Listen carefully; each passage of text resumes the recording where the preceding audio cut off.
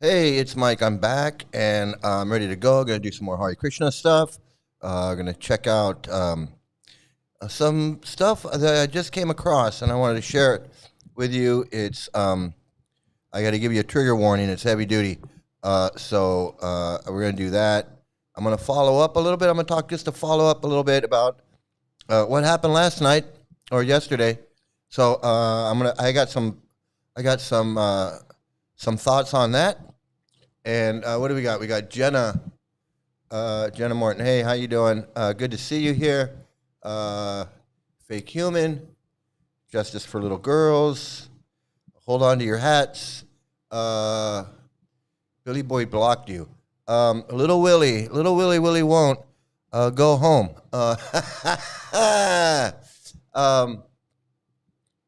Yeah, he is. He is a filthy garbage mouth. Listen to this. You're a fucker, man. You're fucked up, motherfucker, man. Fucker, man. How you're a fucking prick and asshole. I hate your fucking blasphemy, Prabhu. That's this guy. There's your holy man. There's your pure devotee. I got some words on. I got a few words about him. He runs away and blocks when his hocus pocus doesn't work on those until. Yeah, he. I let him talk. I let him say his stuff last night. I put his words up on the screen. I guess that's not good enough for him. He doesn't do that for me. He doesn't. He blocks us, and I put, loser palooza, and any of his people, and I know those are his people. I'm not afraid of what they have to say. I want them to say. I want them to say whatever they got to say. It's more exposing of them. It's he doesn't want his people to hear what I have to say, but he certainly wants you guys to hear what he has to say. Hey, Jolene, good to see you here. So I got this. Please pay attention to my post. I'm not sure which one. I pay attention to everything, man. I don't know which one. You called him a filthy garbage mouth, and he's been in a rage. Yeah, I was watching a little bit earlier because I wanted to see what he had to say, and he was pretty much defending himself, and he was just more of the same bullshit. He was just defending all the bullshit that he was saying last night. He said Krishna was an asshole in his pastimes. Yeah, I can't keep up on that guy, but I do have a few things that I want to say. Let's get right to this opening here.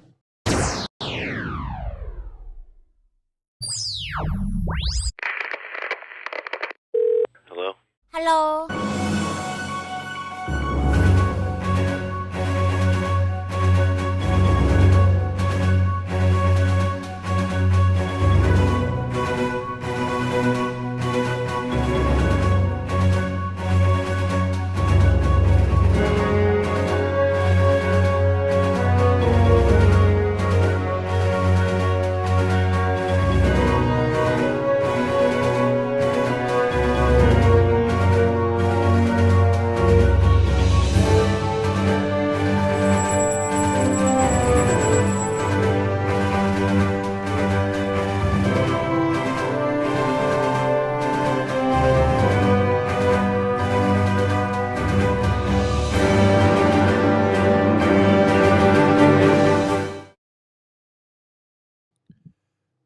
Thanks for sticking it out with me.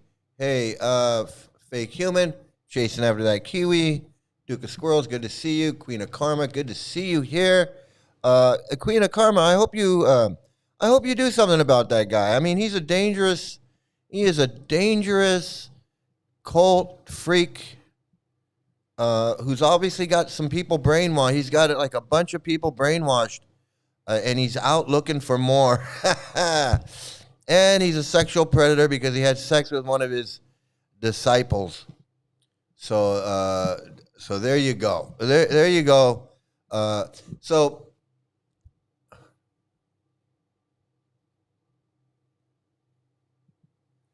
Yeah, he's that's the delusion. That's why I say these people are delusional. And you understand what I'm saying. He can't, he doesn't want to come to grips with the fact that he is a cult leader. That he does use manipulation, that he is a scammer. He is asking these people for money. He is having sex with his disciple, even if it was just once, that's enough. He isn't following Prabhupada. He's 100% bullshit. It's so funny. But, in his mind, well, I'm doing the same thing. He thinks I'm scamming you guys. He thinks I'm controlling your minds. He wants it to be, like I said, he wants it to be, I know you are, but what am I? So if he can admit, if he can say, come to the conclusion that I'm controlling you and I'm manipulating you and I'm a cult, well, then he must understand that he is doing that, right? Otherwise, he would be saying, no, I'm not manipulating anybody. I'm not a cult leader. I'm not manipulating anybody. I'm not doing any of these things that you're saying I'm doing. No, he's saying, well, but you are too.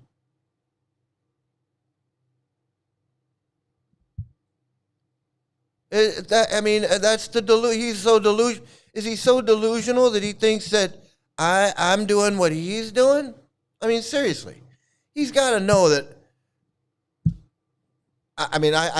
Seriously, I'm not a mental health expert. I can't speak on what people who are delusional or people who are psychotic or in a psychosis or in another state like that. I don't know what that's like. I don't know anything about that.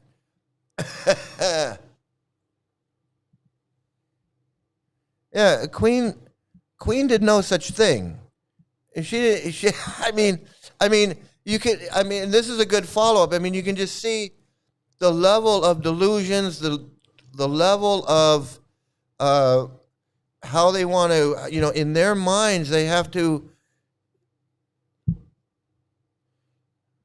I don't know. It's just, he didn't debate my theology. He raged about his chapter 16 Gita in his demonic crude. Well, he the other day he was saying, I don't know if you saw, he was saying that, I think it was you, Duke. You were saying about he's not in a line from Jesus, or you were criticizing his Jesus connection to Jesus, and he on one of his lives, he was saying, I am in line from Jesus. I'm in the line. I was a born again, and I had, and he tried to make this connection. This is too funny. Queen was joking. She was just joking about being a lizard person. I don't know. Yeah, because I used a medical term last night. Their brains are mush. Their brains are turned to mush. They don't know what to think. Okay, now, hey, Weird Planet. I'm glad you're here. Okay, so I wanted to address a few things that he said, because I know his people are watching, and I know he's probably watching. And Queen of Karma and whoever else is watching, that is not an ex-devotee. Anybody who's not an ex-devotee. So he said a bunch of things last night, and he continues to say a bunch of things, and he said a bunch of things in here, and I just wanted to clear. I gotta just call him out. I gotta call it as it is. He thinks we're stupid. He thinks I'm stupid. He thinks we're stupid. I don't know where to start. Okay, this is just an example. This is an example. It says here, In this is the Srimad Bhagavatam. Prabhupada says in this purport, he says here, therefore those who are sahajas, they simply go to the pastimes of Lord Krishna with the gopis. Other things, oh no, that is not Krishna's pastime. That is not Krishna's pastime. That is, they differentiate the absolute activities of the absolute.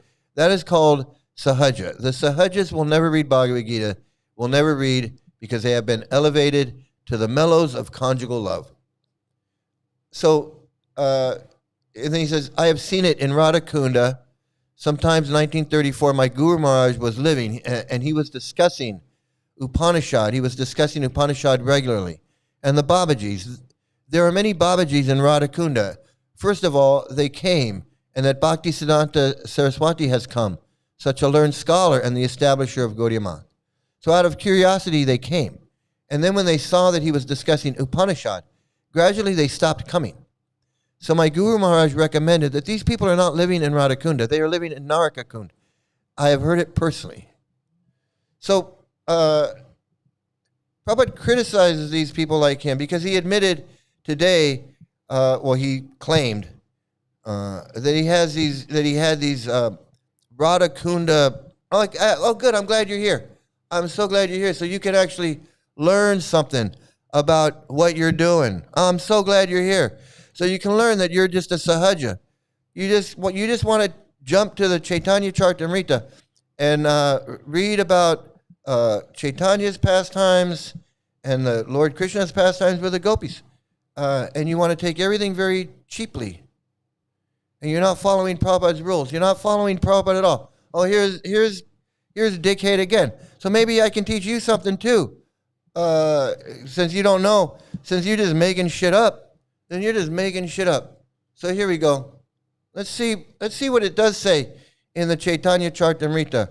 Well, let's finish with Prabhupada, what Prabhupada has to say about sahajas, like this Gaurahari. So he says here in this conversation, are you listening, fuckface, Muppet, dancing Muppet? Here, let's see. This is, the Gora 99 is this guy, this douche nozzle.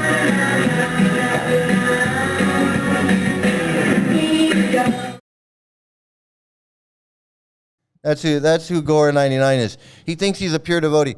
So Prabhupada says here in this conversation, Bhaktisiddhanta Saraswati Thakur, he said that when our men will be sahaja, they'll be more dangerous. And that's what I'm saying. He's dangerous. So our men are becoming, some of them, sahajas. This very word, he said, that when our men will be sahaja, he'll be more dangerous. So that's Satsvarup. We don't chant 64 rounds, so that is very bad. We'll never make any progress. Prabhupada. Sahaja. No faith in the spiritual master. This is what Prabhupada thinks of these Gaurahari types that just want to pretend they're laughing and crying. He calls them sahajas. He calls them cheap. These are cheap devotees. Okay, and then let's see what it says in the Chaitanya Charitamrita.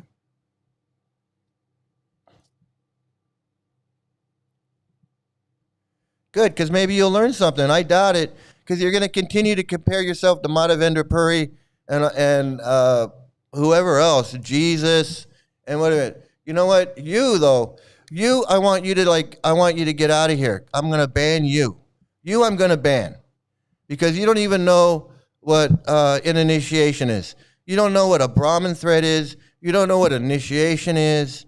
You don't know anything. So, don't even talk to me. You're not even allowed to talk to me, Guru Ma. No, I understand them better than you. Wow, just keep listening, because I'm gonna show you that I understand them. I understand them better than you. Okay? I know you like to think that you can dream yourself away into being some important spiritual master guy, but you're not. You're just a big piece of shit. And I'm gonna show you right here. Okay? And how come you don't put my words on the screen? How come you don't address anything I say? I let you talk. How come I let you talk and I put your words up on the screen? and I have a conversation, but you don't address what I say in your, because you don't want your people to hear what I have to say, like what I'm going to say right now. Okay? I'm going to show you right now. So from the Chaitanya Charitamrita, let me get on the screen here, because I like to be on the screen when I'm saying really important stuff. So here we go. I don't know if Gaurahari is familiar with this, but Chaitanya Charitamrita Antya 551. This is from Prabhupada's books. Whoops, what did I do there? This is from Prabhupada. Hey, Muppet Face. Hey, Fuzzy Bear. Fuzzy Bear, Waka Waka. Are you not gonna learn? You don't want to learn Chaitanya Charitamrita from someone that actually knows? Shut up, you fucking idiot. I can't take it. Okay, so you don't know what you're talking about. I'm banning you. There, you're banned. Okay, so here, Guru Ma is banned because she likes to talk like she's a spiritual, like she knows something, and she doesn't even know what a Brahmin thread or a Gayatri mantra is. She doesn't know what Harinam and initiation. That's what I'm talking about. These people are sahajas. This guy's teaching them that anybody can just laugh and cry their way to spiritual master. So here it says here, Srila Ramananda Roy is situated on the path of spontaneous love of God. Therefore, he is in his spiritual body, and his mind is not materially affected. So I have to ask, let me ask Gora Hoodie, are you in your spiritual body? Do you have a spiritual body? Are you completely self-realizing in a spiritual body, or do you have a material body? Yeah, ask him that.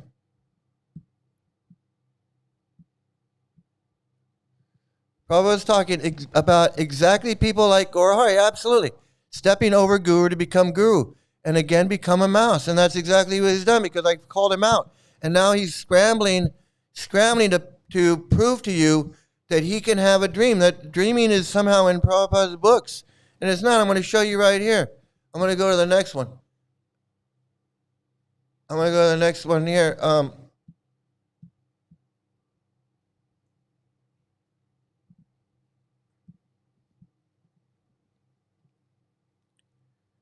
So he says the original inhabitants of Vrindavan are attached to Krishna spontaneously in devotional service.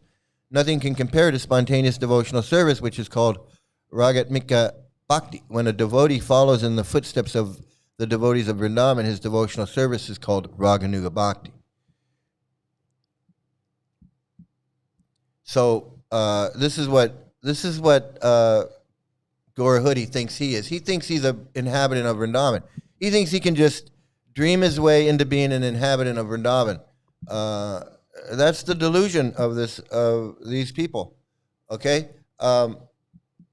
Then he goes on to say, where is it?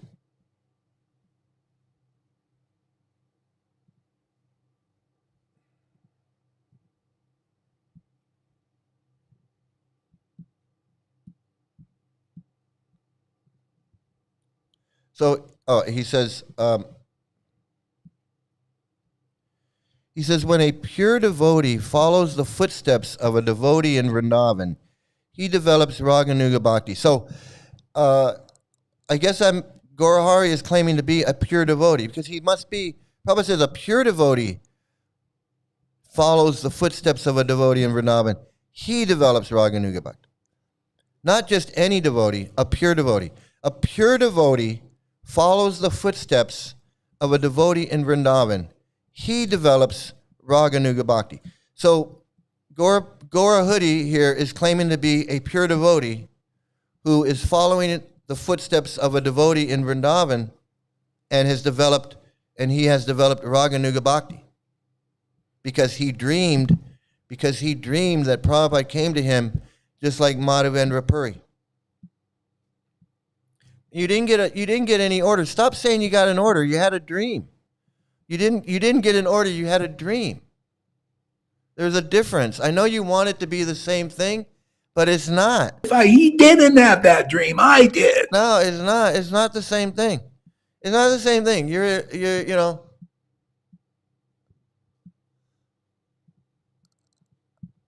I don't know. She wants to sit. She wants to sit here and act like she's a spiritual master.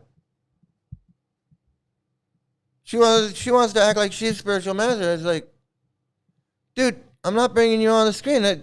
You don't have. There's nothing you can tell me. It's like you want to. Who are you, man? Who are you to think that you can just tell me what to do? I don't get it.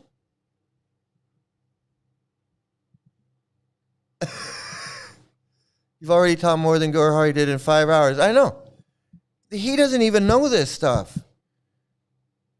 He talks a big game, but he doesn't know. He doesn't know what Prabhupada says. He doesn't know what Prabhupada says about any of this shit. He just read that Madhavendra Puri had a dream. And he read that if you're in Raganuga Bhakti, you don't have to follow any rules. So he's just like, well, let me put 2 and 2 together. I'm going to have a dream that Prabhupada told me that I'm Raganuga Bhakti guy, and I don't have to do anything, and I'm just going to convince people, and I'm a fucking guru. I mean, that's it. I mean, that's it. That's the cliff notes. You don't need to know anymore. I mean, I could have told you this before I watched him. After watching him for a while, nothing's changed. Because I can read English. I can understand English. I can read English. I understand English. I was initiated by Yashodananda, a Ritvik disciple of Prabhupada. Better than your fucking dream. Better than your Tamal Krishna. I'll tell you that right now. I'll put Yashodananda on up against Tamal Krishna any day of the week, dude. So don't tell me that you've got something that I don't have. It's not illogical. It's totally logical. There's no deep mystery. There's no deep mystery. And if it was a deep mystery, you definitely don't understand it. Because your fuzzy bear brain couldn't understand anything. You're about as deep as a goldfish bowl. That's about as deep as you go. Shut the fuck up about deep mystery. There ain't no deep mystery about anything. You're fucking trying to gaslight people. I don't buy your gaslighting. So I'm moving on. I'm moving on from you. You're a fake guru. Look, you're a fake guru who dreams about being a guru. You yabba dabba do. You yabba dabba do, and you dream away. He didn't have that dream. I did. I'm just a dreamer. So I'm done with you. You have me banned. You have me banned on your channel. I can't talk to your people. So I'm just going to go ahead and ban you. Because what do I need you for? I've already exposed you. You're a piece of shit. You manipulate that Radhe. You brainwash this fucking Lalita Ganga into thinking that you're some guru. She doesn't even know what the fuck she's doing. She thinks she's a spiritual master. She doesn't even know what Harinam initiation is. She doesn't know what a Gayatri thread is. She doesn't. What the fuck are you teaching these people? You're fucking an idiot. You're a fucking idiot. I swear to God. I had a dream. He thinks he's Martin Luther King. I had a dream. I said, what the fuck is that? I mean, be serious, dude. You're a dancing fucking Muppet. And you want to come in here and tell me what to do, order me around, bring me on screen, blah, blah, blah, blah, blah. Fuck you, man. Where's your fucking dancing douchebag? Here.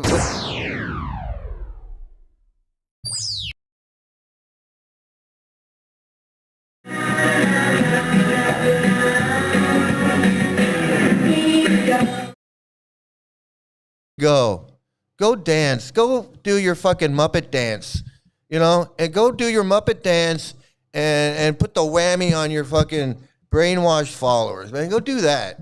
Go harass Radhe and manipulate her and drive a wedge between her and her husband. Why don't you go do that? That's what you're good for.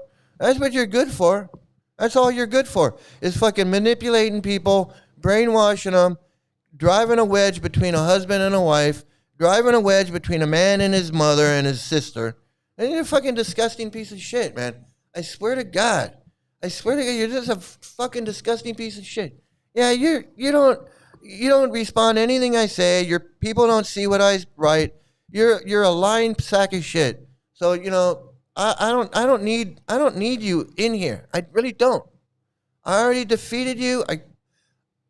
I'm moving on from you, man. You're yesterday's news. You're trash. You're trash, man. I'm sorry, but you're trash. You're a dreaming fucking freak, and that's it. And this is how you talk. This is if you go watch this guy. This is how he talks. You're a fucker, man. You're fucked up, motherfucker, man. Fucker, man. How you're a fucking prick and asshole. I hate your fucking blasphemy, Prabhu. That's your pure devotee. That's how a pure devotee talks when they're upset. That's how. Yeah, because they weren't doing Raganuga Bhakti. They weren't doing Raganuga, man. They weren't doing it. Fucking idiot. Have you ever seen a bigger idiot than this guy? Okay, so I'm telling you, man. I've had it with this guy. Okay, so let me get back. Let me get focused on what I want to talk to you.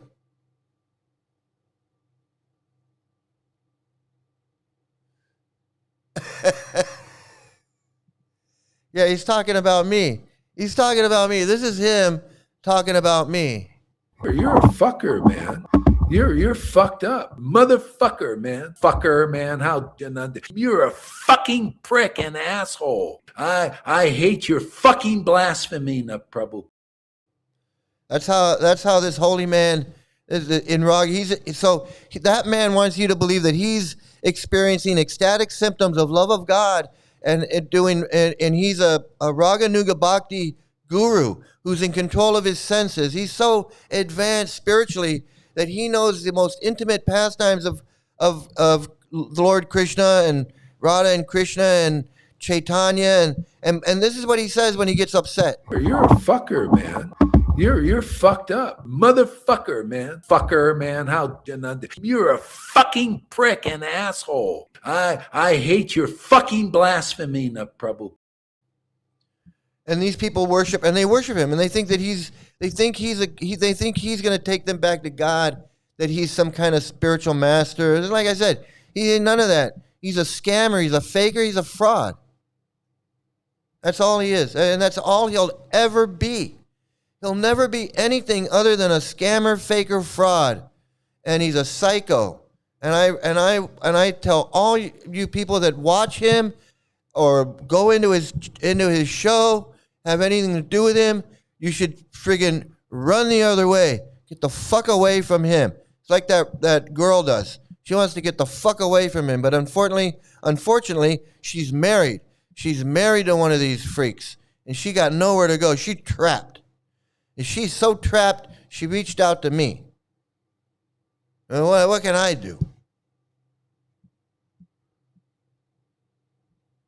Fucking. And that's why I'm saying, you get the fuck away from this fucking Muppet-faced, Fozzie Bear fucking psycho.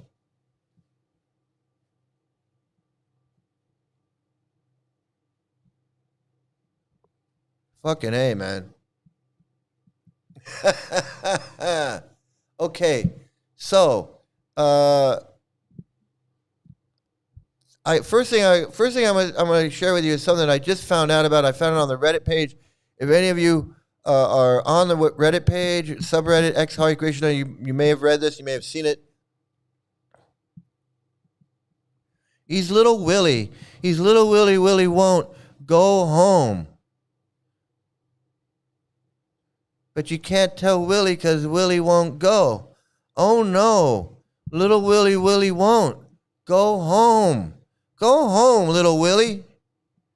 But little Willie won't go home. Oh no. Little Willie. Come on, little Willie, go home. He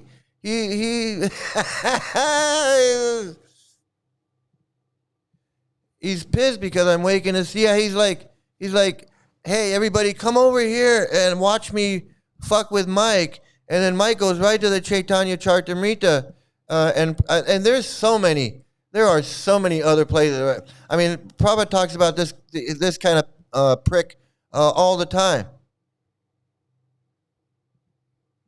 That's why he does, that's why he avoids it. He only wants to talk about the part where Madhavendra Puri had a dream. You know, okay, so this this is about a murder that took place in Brazil, and I'm going to just share it with you for those of you that are new, for those of you who don't visit the Hare Krishna Reddit page, but I do want to get this out there. I want to get it on my thing so I can just have it documented in case this Reddit page ever disappears or deleted. We have it. Now, I can't verify. I've never verified any of this stuff, but it's the brutal assassination of this Daya Kopala Rup by Nimai Das, a Hare Krishna devotee.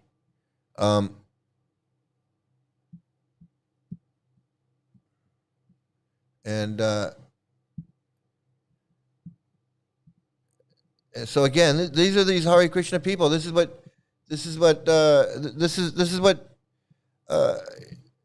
happens. I mean, this is not an isolated case. I mean, this is an isolated case in Brazil, but this is normal in ISKCON. They kill. They're violent. They're crazy. They're psychotic. Slochan was shot in the head. That girl set herself on fire. They sent a woman into a war zone to get shot in a firing squad.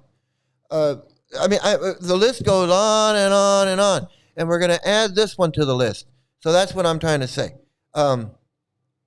This is what happens. He says, yes, Prabhu, as we all know it, the Hare Krishna movement simply cannot stop being a bottomless pit of transcendental horrors. We are all familiar with the crimes of gurus and sannyasis across India, the United States, and Europe. And today I would like to present a case that happened in Brazil, a country that also got colonized by this pedophile death cult. Before talking about the specific case, I would like to give some brief context to the presence of ISKCON in Brazil. Harvard dumbass Goswami, Howard Resnick, one of the 11 sannyasis. He was not appointed by Prabhupada to initiate new disciples, but he says he did. He also got appointed in 1974 by the man himself to be responsible for expanding the movement in South America. In 1978, Hridayananda helped with the creation of the Nova Gokula farm in Pindamonhangaba, Sao Paulo, Brazil. It was the first big ISKCON temple in Brazil. During my research, I got some other leads about the New Vrindavan scandal that happened there during his time. I won't go into further detail. Hridayananda also supported child marriage. I want to get into that too, because I was actually looking for child marriage and I came across this. So this happened in 2001. This case of Thays Kopala Rup. Thays was a high middle-class 19-year-old girl painter from Campinas, Sao Paulo. She was a polyglot, speaking English, German, Spanish, and Italian, and was interested in Oriental mysticism. In the same year, while going out with her friends, she met Nimai Das, Vishvambara Gutierrez Vargas, a 21-year-old Hare Krishna devotee. Well, that was so unfortunate. I just have to say that this is what happens. This is, and that's why this Hare Krishna is so dangerous. It's just dangerous. Nimai lived with his parents, Lolanda and Everardo, who were also devotees. Great. The little kid was fucked up from birth. Transiting between Nova Gokula and a community farm his family owned in Rio de Janeiro. Seduced by the apparent simplicity and purity of Nimai Das, Thays abandoned her comfortable artistic life in Campinas and adopted the 4 regulatory principles and moved with him to Nova Gokula. It's getting sadder and sadder. The cultural shock and ISKCON's rigidity were very costly. Thays got pregnant in September 2002, and the couple saw themselves increasingly suffocated by the dogmatic severity of Nimai's parents' Even though the couple were supposedly happy with the child who was coming into the world, the pregnancy was still a direct affront to the norms of the community because the couple wasn't married and had illicit sex. Oh, shame, shame, shame. On the 30th of October, they can't just be normal human beings. They just can't. Shame, shame, shame. October 2002, Thays went to the farm in Parity to confront her step-parents and officialize the marriage.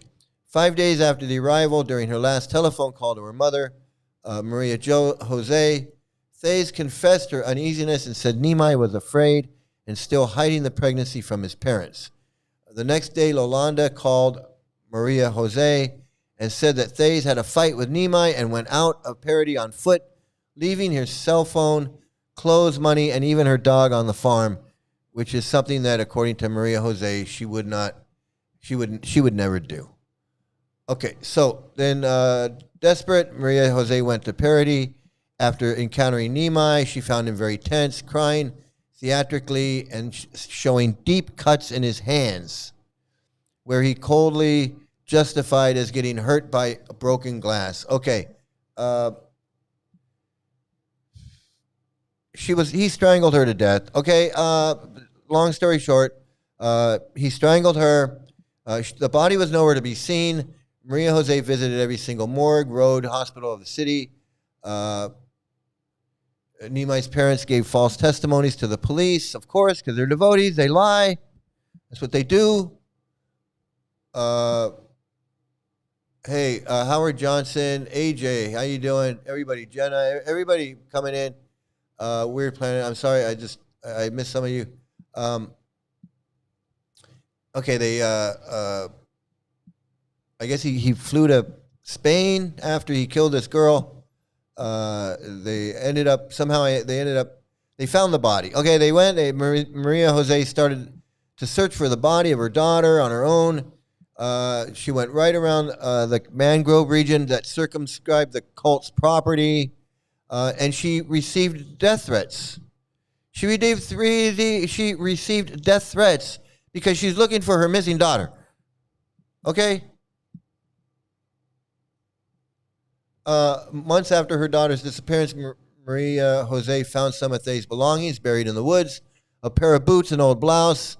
Some days later, firemen found shallow bone fragments below the ground. Okay.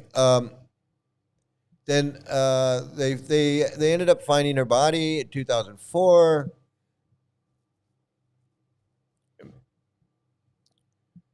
During the formal denunciation process, the mother suffered a brutal attack. She was beaten by some men who were trying to stop the investigation. It says here that the case remains to this day one of the deepest and most violent scars associated with isolation and religious fanaticism in the history of the Hare Krishna movement in Brazil. But of course, the gurus of Nova Gokula would probably dismiss this case as something bogus, as having nothing to do with Krishna consciousness. This guy only got 15 years in prison, which seems kind of weird that he got such a short sentence. But, you know, I don't know what the legal system is like in Brazil. But that is, you know, like someone came into the stream a couple streams ago, and said, why do you only focus on the bad stuff? Because the bad shit is buried and no one focuses on it. There's so much of it. I mean, I didn't know about this. I didn't know about this until right now.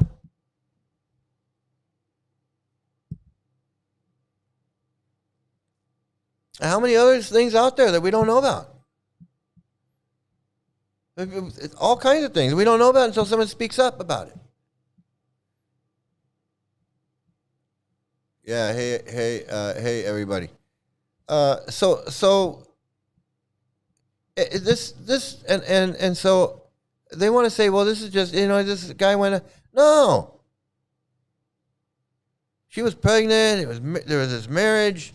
parents, his parents, whoever, devotees, Nimai's parents, they didn't like it. She's getting death threats because the devotee killed this. Because there's nothing good this damn cult does. Exactly.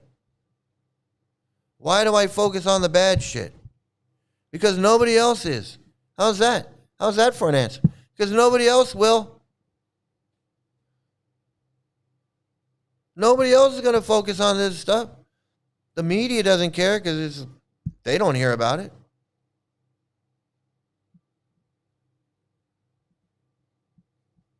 This happened in 2004, 2002, 2002, and I never heard about it. I didn't hear about it when I was in the Hare Krishnas.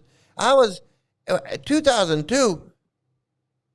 I was deep in it. I was researching I knew every bullshit thing that happened. I knew I knew what guru fell down, where he was going, what he was doing.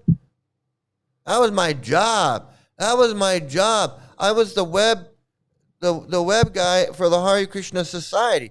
It was my job to post articles written by Yashodananda and Dhammagosh and all of these West Coast Ritvik guys. It was my job to post those articles to proofread them and post them on the internet.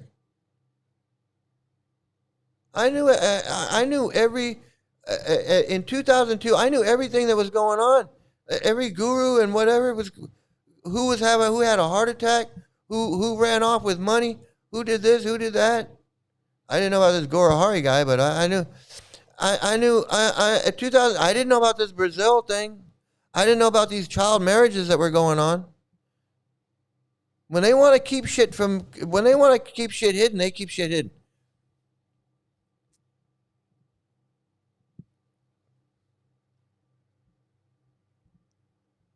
So if you want to read more about this, you can go.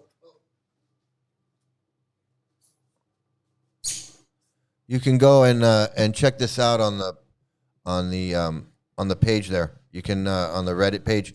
But there's something. So I found something else on here that I wanted to share about child marriage.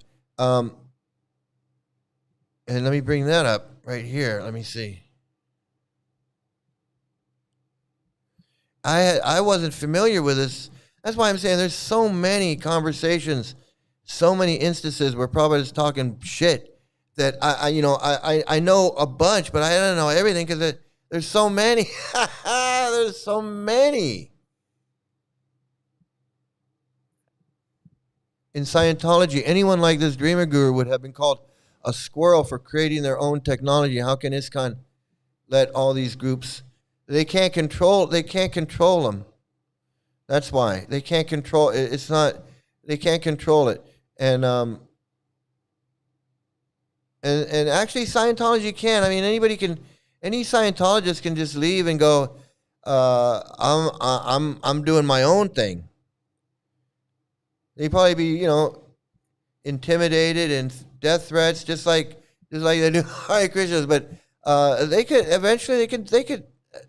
do it. But Hare Krishnas they've killed people over this stuff. There's a lot of shit. There's sexual abuse because people are sexually repressed. There's misogyny because your founder promoted hate towards women. Yeah, hate towards women. Look, this Nimai guy has been hearing this shit since he was born. That women have less intelligence, that women are low lives, women aren't worth shit, that women like to be raped, women, are just expendable. So if push came to shove, he just killed his wife. I mean, that's why I'm saying this shit is dangerous. These Goraharis, these Jayapatakas, these Hridayanandas, there's nothing to fuck around with. I'm telling you, man, it's not. They're sexual predators. They're fucking pedophiles.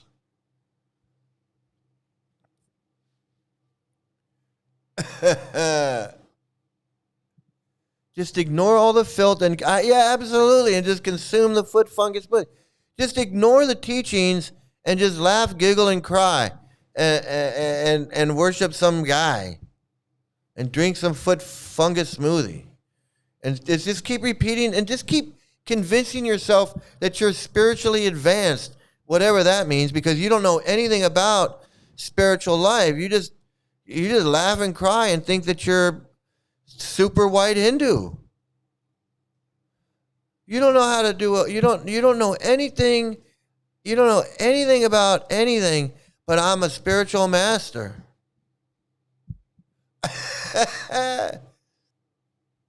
Do you have a job, sir? Do you go dressed like that? The war's over. You lost. The war's over. You lost. Your side lost. Okay, so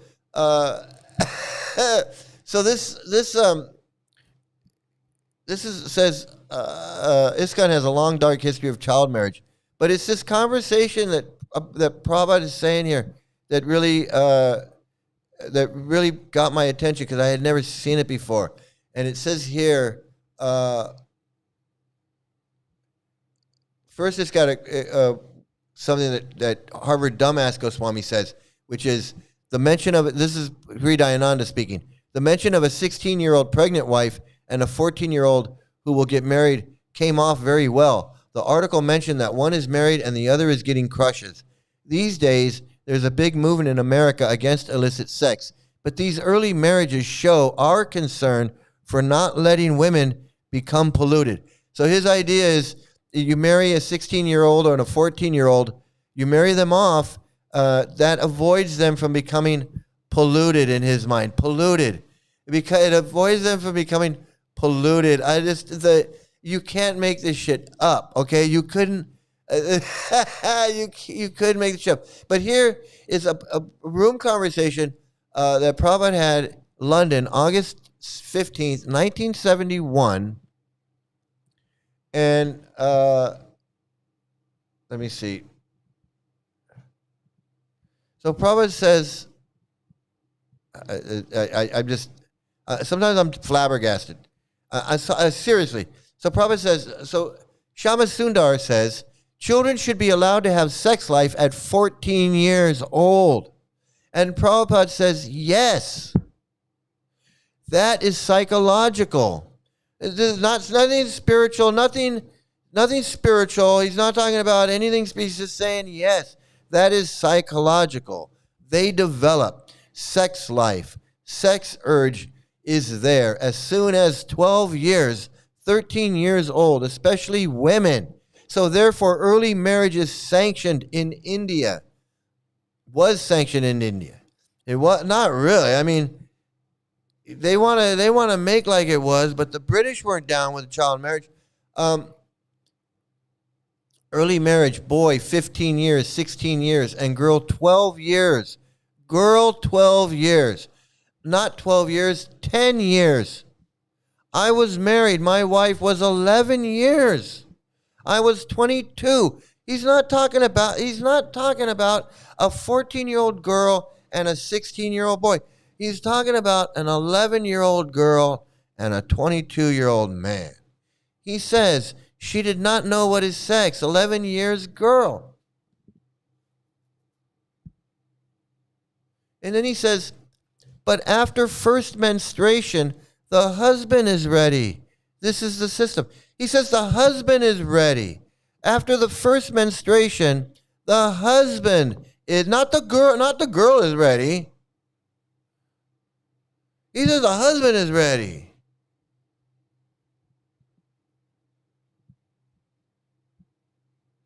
He says the husband, he says once the girl has her first menstruation, the husband is ready to go. Fucking sick. This guy wants to call me. You're a fucker, man. You're fucked up. Motherfucker, man. Fucker, man. You're a fucking prick and asshole. I hate your fucking blasphemy, Prabhu. Yeah, that's how he talks about me. That's how he talks about me. But when Prabhupada says that a woman should start having sex when she's 11, 12 years old, she should get married at 11, 12, and then she should get married at 11, 12, maybe 10, maybe 10. Hell, he got married at 22 to an 11-year-old girl. So, not just 12. It could be younger. And once she's menstruating, the husband is ready, not the woman is ready. Not the woman is ready. Not psychological. Just because she's having her menstruation, because she's on her period, the husband's ready to go. What the fuck is this? And this Gorahari, he says this about me. You're a fucker, man. You're fucked up, motherfucker, man. Fucker, man. You're a fucking prick and asshole. I hate your fucking blasphemy, Prabhupada. I'm blaspheming Prabhupada. Why am I blaspheming Prabhupada? Prabhupada says it himself. Prabhupada is saying it right here. Anybody can make their own conclusion. Make your own conclusion of what Prabhupada is saying. He says it right here. Call me a liar. Call me whatever. You can call me whatever the fuck you want. But I ain't saying that 11-year-old girls should be married to 22-year-old men or 19-year-old men. I'm not marrying them off. I'm not saying it's Vedic. I'm not saying this is what people should do. I'm not saying it's a brilliant idea. I'm not doing that.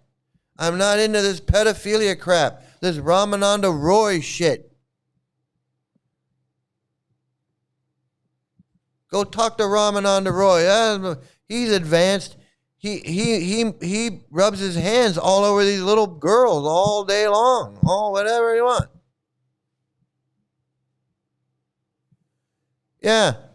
You fucking dogs will bark, but you dogs will bark, but we'll keep talking about how you guys are fucking disgusting. How this is disgusting. You want to defend this. You want to call me a barking dog. While Prabhupada is talking about letting little girls, 11 and 12-year-old girls, get married. That they should be married at 11 and 12 years old. But I'm the barking dog. These fucking cult people. These disgusting fucking pedophiles. They want their little girl wives. They want their little girl wives. Look at this guy comes right in here. He says, I'm a barking dog. That's Prabhupada's quote. This Anish personal mani kanda. And he wants he's probably got a wife. He's probably got 11, 12-year-old wife. This guy.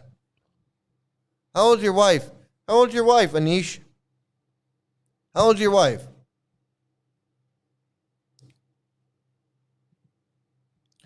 They all taught not to display hyper-crazy ecstasy on public view. Gora compared himself to Nityananda's madness. I know. I put a list of people that he compares himself to. He compares himself to Jesus, Madhavendra Puri. He compares himself to Vishnu. He compares himself to Chaitanya. He compares himself to Nityananda, Advaita, Acharya. He compares himself to Ganesha. He compares himself to Vyas. He compares himself to Sukadev Goswami, Maharaj Pariksit. He compares himself to Bhakti Siddhanta, Bhakti Vinod Thakur. He compares himself to Prabhupada.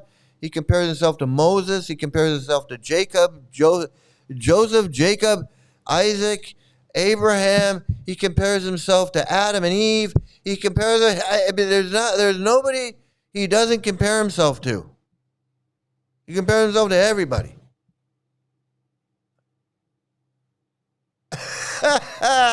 That's how he talks about anyone who disagrees with his psychotic mind. There's nothing to discuss. The evidence is right there before you open it. I know there's nothing to debate. It's like this Gorahari wants me to come on screen with me. I'll teach you out there. There's nothing to teach. You don't know anything to teach me. There's nothing to debate. It's plain as day. I can read English. I don't need you to interpret Prabhupada's books. I don't need you to interpret anything. Like you're some great, what are you, Joseph Smith? Only you can understand the golden plates? Oh, you've got the special goggles? You got the special decoder goggles where only you can read and understand? The fuck? Is it so fucking... What is it? He wants out of his own cult. He wants out of his own cult. He wants out of his own cult, man.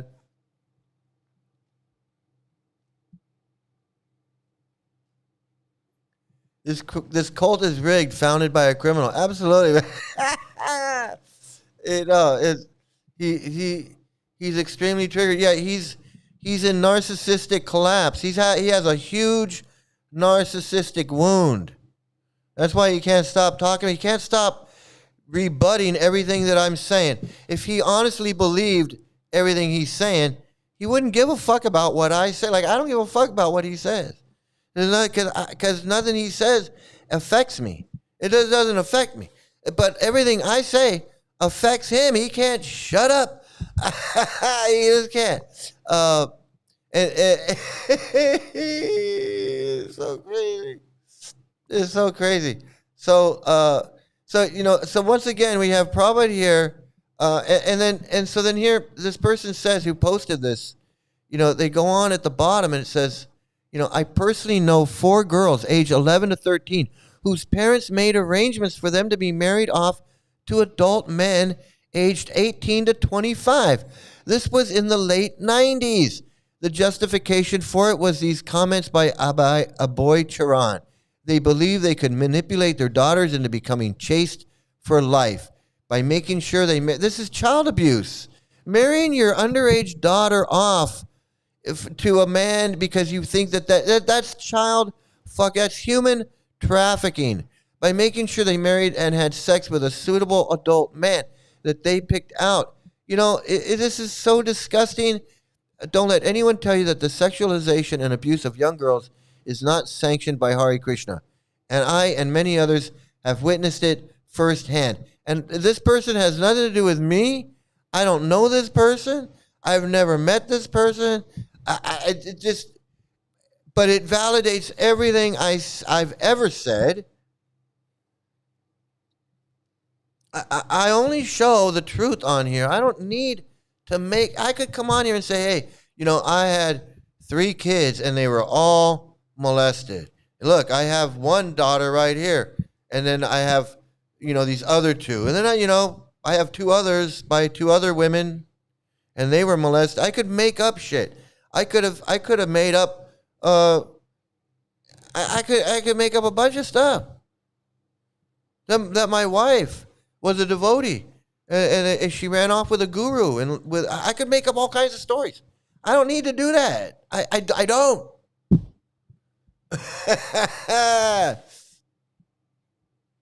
Yeah, he wasn't in ecstatic. He wasn't having ecstatic symptoms of love of God when he was saying this. You're a fucker, man.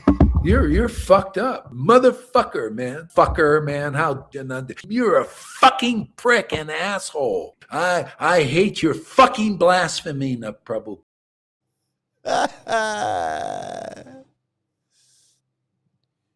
Shaking my head. You're in KC for 20 years. You would know your stuff by now. Most of us have been in the cult for decades, and we know our stuff. We don't talk about our butts. We are no dummies here. Yeah, can you imagine if we were in for 20 years and we didn't know what initiation was?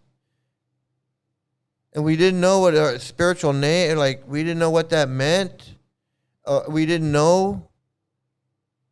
We didn't know, anything. Like Lalita Ganga, like Guru Ma. You just don't know. Like I said, I was a reader, so I read everything multiple times. I read Bhagavad Gita in 20 years. I read it like a novel, 3 times, and that's not including all the classes, all the lectures, all the Prabhupada, all the other stuff. Srimad Bhagavatam, Chaitanya Charitamrita. I plowed through that shit, read it, Nectar, all those books, and associating with all these people.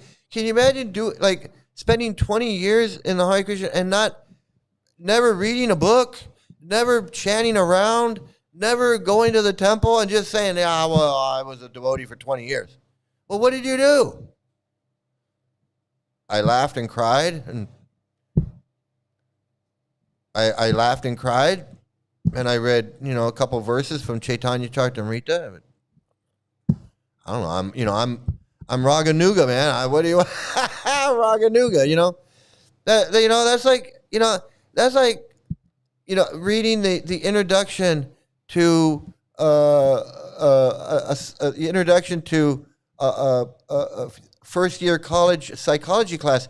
Reading the introduction to it, and then for 20 years you read the introduction. Just read the introduction for 20 years, and then go. Well, yeah, I'm a psychiatrist. I'm a psychologist. I'm a spontaneous psychologist. I never went to school or nothing, but it came to me in a dream. It came to me in a dream. I'm a psychologist. I can figure anything out. I just talk to me, and I can diagnose you. I can analyze you. I'll prescribe you medication.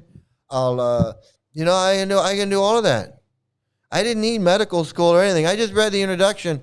I read the introduction a couple times, and don't ask me about the different hemispheres of the brain or the limbic system or the stages of development, childhood stages of development, Piaget or any of these. Don't ask me anything about that. I'm beyond that. I'm a spontaneous psychologist. I just spontaneously combust information. It's so stupid. It's so stupid.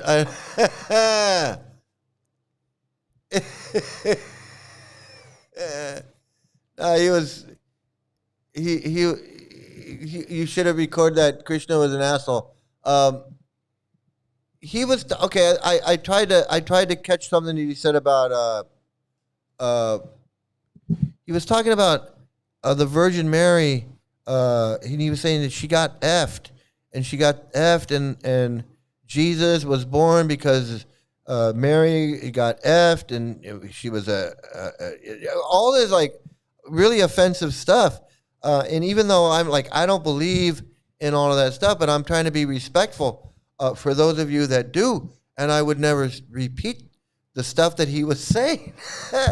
But I had it played up. I was gonna play it, but something happened with my computer and I lost it. And I just said, you know what? I'm done. I don't need to play. I don't need that. But yeah, he is being really offensive. I mean, he was saying that he was calling the Virgin Mary. He was being pretty rough on her. He was being pretty rough. I mean, I wouldn't call a woman down on Figueroa. I wouldn't say that's what he was saying about her. I wouldn't say that. He was being pretty rough on the Virgin Mary, and I don't know why. Because he was trying to prove a point that he can do that. Yeah, absolutely.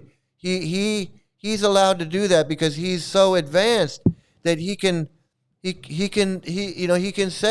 You're a fucker, man.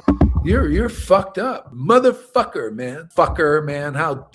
You're a fucking prick and asshole. I hate your fucking blasphemy, Prabhupada. Yeah, I think he's deleted. He's deleting his videos now because I guess he can't put up with. He can't face what he's said. Okay, here we go. I want to get to. I got a couple of videos to show, so I want to get to this.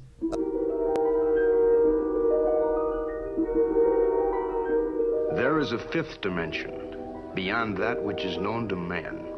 It is a dimension as vast as space and as timeless as infinity.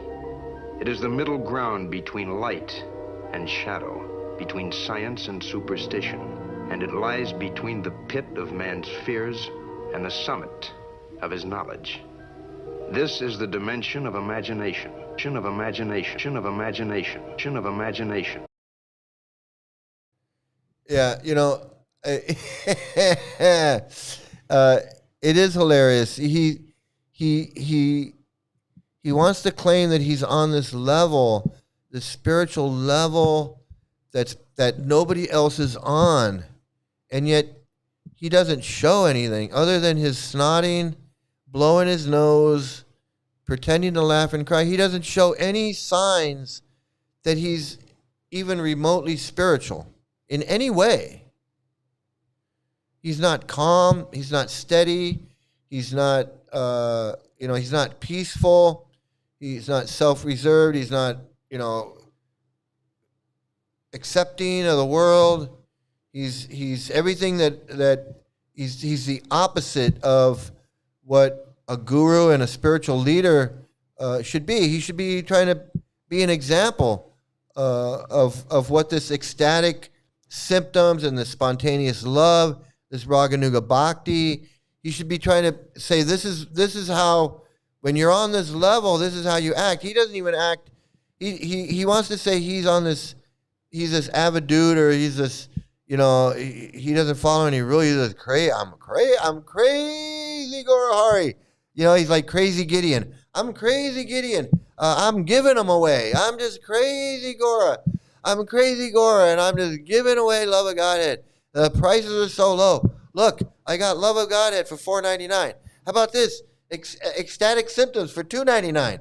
I got Raganuga Bhakti for just $3.99. And over here, I got chanting for just $2.99. I mean, come on down. I'm crazy Gora. I'm crazy for Gora. That's so fucking stupid. Go boom boom boom boom. I can dance. Boom boom boom boom. Yay! Sing it with me, and then you'll know. Boom boom boom. Yay! You go, lady. Boom boom boom boom. Yay! Yeah, I mean, he's losing it. He's losing his mind. He's calling me a blasphemer, but then he's blaspheming all over the place. He's out of control, man. Let me tell you, out of control. If Prabhupada heard little Willie won't call Krishna an asshole, he'd have him beaten by the other assholes. It's so funny. It's so funny. I know. It's crazy. It's like nobody fucks with the Jesus. Nobody fucks with the Jesus, man. But it's just too much. But seriously, he should have some composure. He should be level-headed. He should be all of these things. He's like, no, I'm like Nrsimha. I'm like Nietzsche. See, that's where whatever fault he has, he comes up and says, well, I'm like Madhavendra Puri. Well, I'm like I get mad like Nrsimhadev. Well, I'm crazy like Nityananda. I'm merciful like Chaitanya. I'm a rascal like Krishna. All these things, right? He's like, I had sex with my disciple. Well, that's because I'm like Krishna. Oh, I want money. Well, that's because I'm like Prabhupada. You had a dream. That's because I'm like Madhavendra Puri. It's like he's got a scam for everything. I'm telling you, man. That's how these guys are. They got a scam.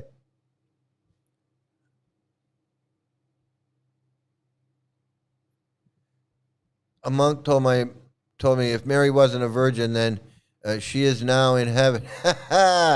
Well, what it was, Gora Hari had a dream that all the rules and regulations don't apply to him. Absolutely. Absolutely. I wonder if he gets up. He doesn't do a goddamn thing. There's no question in my mind that he doesn't do a goddamn thing. All those things you said, Mike, are in the everything's in the books, man. I'm telling you, man. Okay, so here we go. Let's see. First video. Let's see what we got here. Not that. No, not that. Okay, what is it? Oh, so this one. I just came across this one. I don't know how I found this, but this is hilarious. Okay, so look, when you can't get your hands on some foot fungus smoothie, the next best thing that you can do is fall in love. When you get caught between a foot fungus smoothie in New York City, the best that you can do is fall in love. Fall in love with your Guru Dev's sneakers, okay? You fall in love with your Guru Dev's sneakers. Hey, Rafal, just in time, man. You're just in time. You got to watch from the beginning, though. You got to go back and watch from the beginning. He's so cheap and unqualified fraud. He's so cheap and unqualified fraud with his toxic words. I know. He's everything that's wrong. He's everything that's wrong. He's everything that's wrong. Okay, so check this out. This is when you're caught between a foot fungus smoothie in New York City, the best that you can do is fall in love with your Guru Dev's shoes. Here we go. There's some shoes. Hare Krishna, Hare Krishna, Krishna Krishna, Hare Hare, Hare Rama. Smell them. Smell his shoes. See if you smell his shoes. That's so funny. Here he comes. Here he comes, man. I used to call him Giant Potato Head, but now he's just Giant Potato. Because he's basically just a potato. He's basically just a potato in a chair. I don't know. That's all. I mean, he's a potato swami here. But let's watch again, just in case you didn't catch it. Them groveling over his shoes. Yes, absolutely. Absolutely gets a yabba dabba do. It absolutely does. It's Hare Rama, Hare Rama, Rama Rama, Hare Hare, Hare Krishna, Hare Krishna. when you can't get your hands on a foot fungus smoothie, just take a whiff of his shoes, man. Just take a whiff of his stinky ass shoes. Get that mercy. Get that mercy, man. It's so stupid. It's so stupid, I swear. Man, I can't believe I was part of this. I can't believe I was part of this. It's so stupid. So stupid. I mean, I can understand why Gorhari didn't want to do that. I think I can understand he didn't want to do that. I can understand. Okay. I don't know how I came across this, but it's the Prabhupada festival from a couple weeks ago. And I said, oh my God, how many freaks do I know there? And lo and behold, I know a lot. I know a lot of them. I know a lot, like this guy.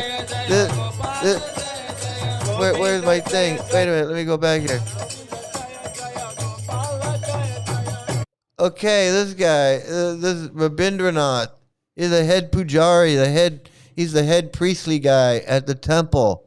Remember him so well. I'm surprised he's still with us because he's got to be 80 something years old now.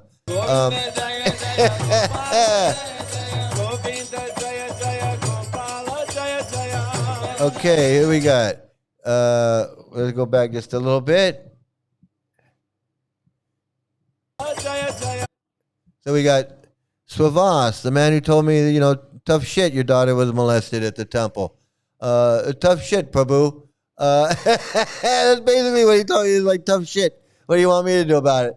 That's what he said. Oh, my God. Okay, and so there's Swavas, a fuck you, Swami. Fuck you, Swami.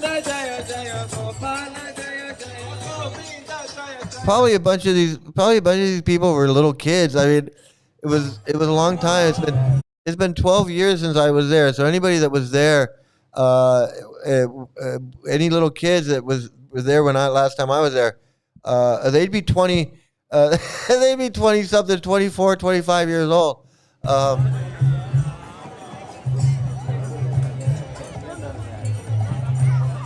So there's a devotee that lives in Ojai. I think his name is Mayeshwar or something. And I think he lives in Ojai. There's a devotee that lives in Ojai, I think. I'm not sure. It could be Ojai or it could be Palmdale. And he's got like cows and animals, I guess. And I guess he brings them every now and then when he wants to bring them. That's what last time I was out, 12 years ago, that's what he did.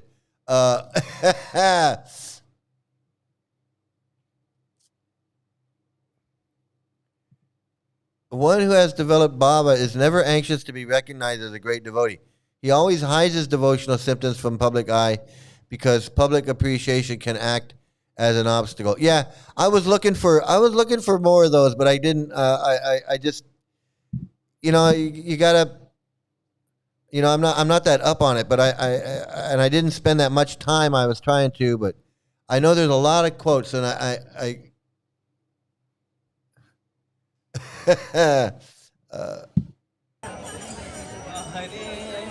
Krishna, Hare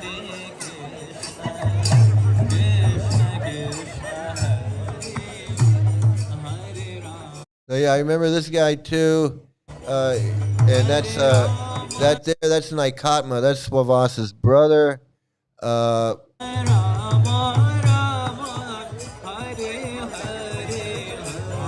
These cows are like, you know what? I'm not really into the Krishna stuff. Free the cows, man. The cows.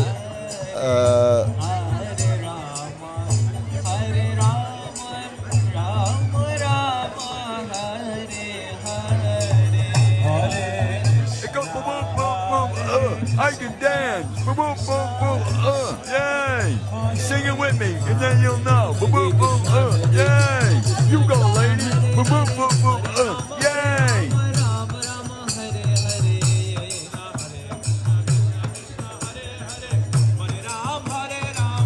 And this guy with the camera right here, with the camera with the bald head, the big Sikh in the back. I remember him. I don't remember his name though. I remember him. That woman back there. I remember her. I don't remember what her name is. Somebody's wife. I think Slavas's wife, maybe. Super white Hindu gathering. Yeah, it's a Renaissance fair. It's a Bengali Renaissance fair. All pretending to care about cows. So stupid. They're turning the temple into a petting zoo.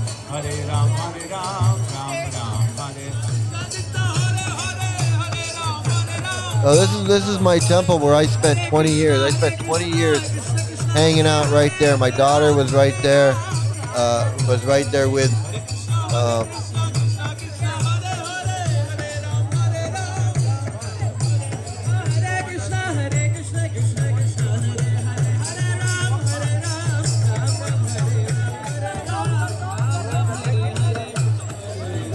Future brides, the little child brides right there.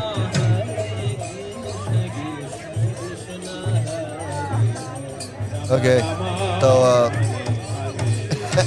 this is so funny. I recognize a few of these people. I don't know their names, but this one lady.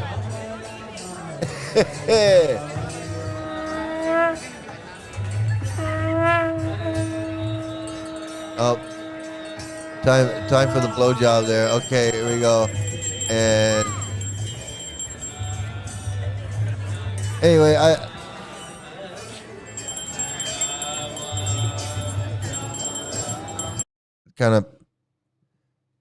wanted to show you the one lady. I was telling a story way back a few months ago. I was telling a story about when I had a dog, and this lady was telling me she was giving me a hard time about my dog. And she was trying to tell me that Prabhupada didn't like dogs and whatever. And she's kind of a grouchy old Indian Mataji. I think her name was Narayani. Anyway, I think I recognize her here. If not, it was someone that looked just like her. But I saw her there, and it reminded me of her giving me shit about my dog. So I want to get back to some of these quotes. What you were saying. I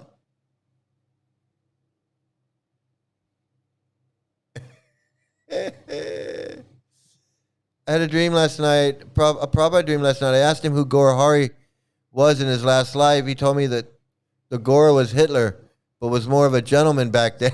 That's funny. So yeah, Rafael, did you hear what Gaura had to say about me? He had to say this. You're a fucker, man. You're fucked up, motherfucker, man. Fucker, man. How you're a fucking prick and asshole. I hate your fucking blasphemy, Prabhu. Yeah, you were with Indra Yumna. You weren't. You weren't with Jai Potato Head. So who put the quote up? Here it is. Devoid of false prestige, complete pridelessness, as well as his broader commentary on how a pure soul avoids public validation. Yeah, so many.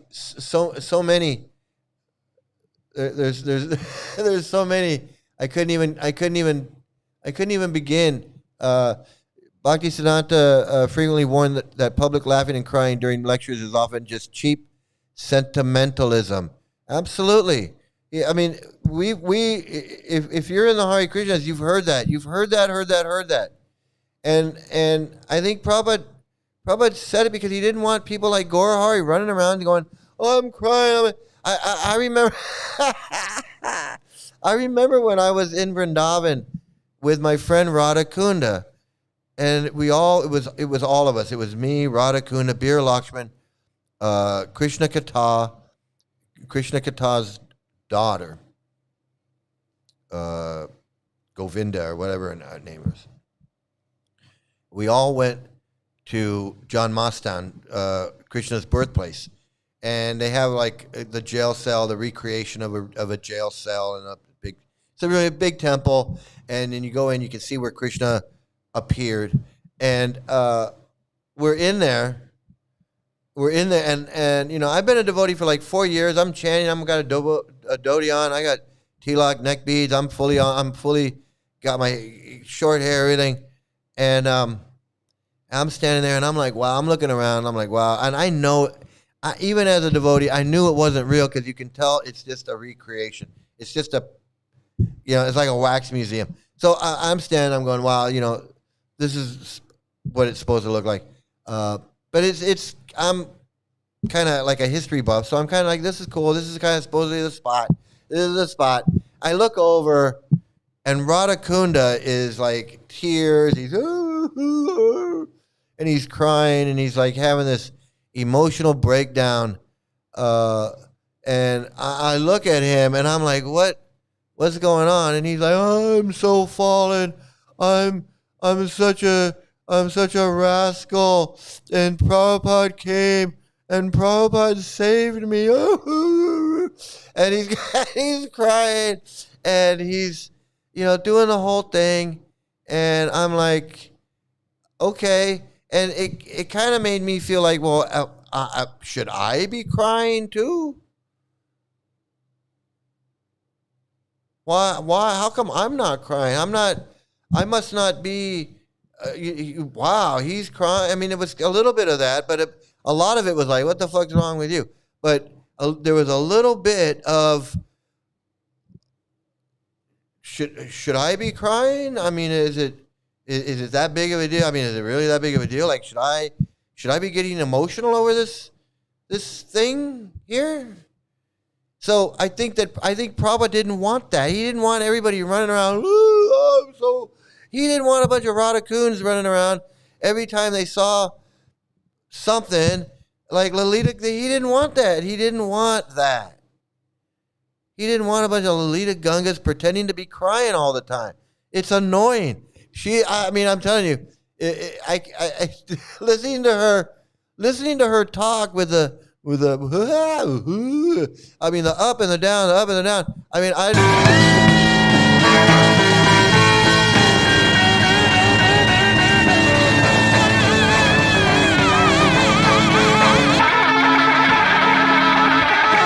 I'd rather listen to Yoko than listen to Lalita Ganga with the crying and the. I mean, could you imagine? How can you get anything done if you're just sitting around crying, laughing, and crying all day? There's no book distribution, no temples are being built, no foreign ashram, no anything. Everyone's just. It makes no freaking sense. It makes no sense, man. I'm telling you. It makes no sense. The books Gore Giggity preaches out from condemn him to being absolutely. That's why I said let's go to the Chaitanya Charitamrita and see what Prabhupada says. And the first things that came up were a pure devotee practices Raganuga Bhakti. So evidently he thinks he's a pure devotee. And we know from Prabhupada what a pure devotee is. He can see past, present, and future. He can he follows the rules and regulations is what he does. He doesn't skip over the guru and have a dream. It's too funny.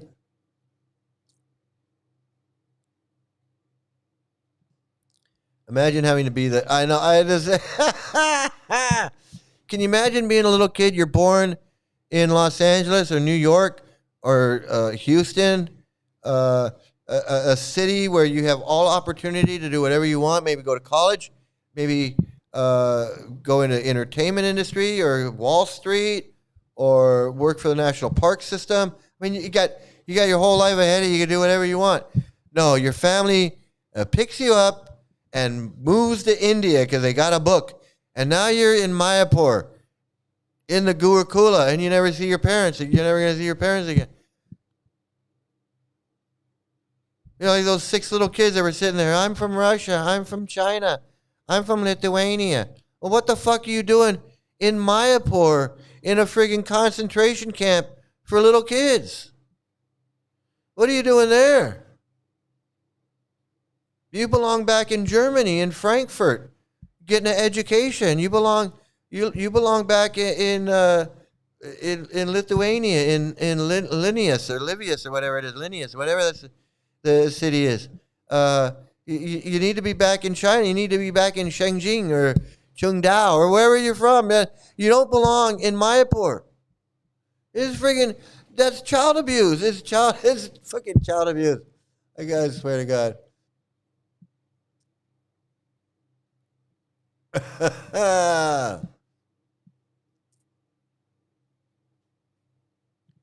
Yeah, I mean, he definitely was. He when he talks about being a lion preacher and preaching and being fierce, everything that Gaurahari says that he was doing that against people like Gaurahari. That's what he was being a lion about. That's what he was being so fierce and being so he was preaching against Gaurahari. That's why I say Gaurahari's got a lot of nerve using Prabhupada's books to try to prove that he's right, because that's why he's got to make it up with a dream, compare himself to Madhavendra Puri. He's got to try to convince his people. He's got to convince his people that he is so stupid. Oh man. In Chaitanya Charitamrita, it's described how Lord Chaitanya would immediately check his external symptoms of ecstasy the moment an outsider or general crowd entered the room. Yeah, I know. I know. I didn't get to that. He would compose himself, hide his tears, act completely normal, showing that public displays are inappropriate. Absolutely. Gaurahari wants to be, like a faith healer. He wants to put on a show. It's all about putting on the show with the and I'm going to lecture and I smashed his arguments and I defeat anybody and come on here and talk to me face to face. And he gets on there with Radha. I'm going to interview Radha and I'm going to do this and I'm going to do that. And he orders them around, and you need to get your wife in line. And you need to do this and do that. It's such a, it's all him. It's amazing. Okay, we did the cow worship. Okay, so now this is insane. This is some more insanity. Let me get this.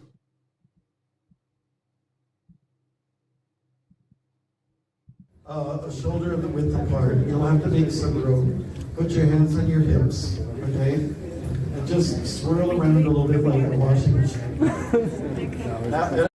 If you're hitting anybody, that means you're going to make more room for yourselves, okay? Make more room. Okay? Come over here. Good, okay. Now it's highly advised that you do something with your hands.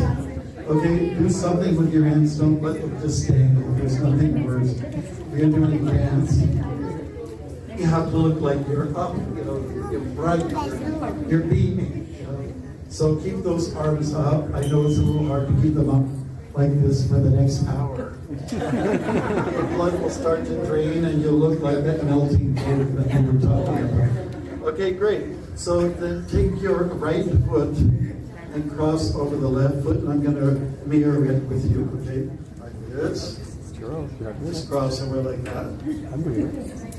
And hold it for the next 30 minutes. Okay, so take that leg and put it back, okay? And then your left foot. Is this the stupidest thing you've ever seen, or what? I've never seen a dance class like this before. I've never seen. Is this like what was it? What was it? Arthur Murray? It's like the Arthur Murray dance studio. It's like it's so stupid. I mean, they gotta. There's like one step. There's like one move in this dance, right? Like you put your foot over it, like that comedian said. You go, we did this. We invented this in the Bronx. I mean, well, I know how to do this. I can dance. What are you talking about? It's so stupid. The loathe in that cursing. I know he's just because I told him, I said, you met your match, dude. You met your match, and he can't. Yeah, oh yeah, he's not advanced at all. If he was advanced, if he was advanced, he wouldn't even give me the time of day. He'd be like Radhanath or Hridayanand, not that they're advanced, but I mean, if he was on their level, he would look at me like, well, I'm not wasting my time with Mike, and that would be the correct thing to do. That would be the correct thing to do. Like, I don't expect the Dalai Lama to stop what he's doing to come tell me that I'm, fuck you, Mike. Or the Pope. If I was on here talking about the Pope, you think the Pope, you think I expect the Pope to come in? Oh, look, it's the Pope. The Pope has something to say. What is the Pope? Oh, the Pope is saying what? Oh, the Pope says, hey, Mike, this is Pope Leo, and, you're definitely a scammer or whatever. No. The Pope is not going to come in here and talk about me and challenge me or whatever like that. And Hridayananda is not going to do it. And if Harvard dumbass Goswami came in here and challenged me in this live stream, I would lose all respect. I would have what tiny bit of respect I have, which is like nothing. That would be gone. That would be totally gone. The only thing I do respect him for is the fact that he doesn't give a shit about me. That I respect. That he's a cult leader. He should not give a fuck about me one bit. And he should be like, his attitude should be like, Mike's not even a real cult expert. I mean, he should be like, I've dealt with better cult experts than Mike before. That should be Hridayananda's attitude. And I respect him. I really respect him for that. It's so stupid. Okay, I think Rafal sent this one in. I'm not sure, but let's see. And let me just point out that as phony as Gorahari is and all this, these guys are the same. These guys are the same. That dancing idiot that was given a dance class, Arthur Murray, he's no different. This guy, especially this guy.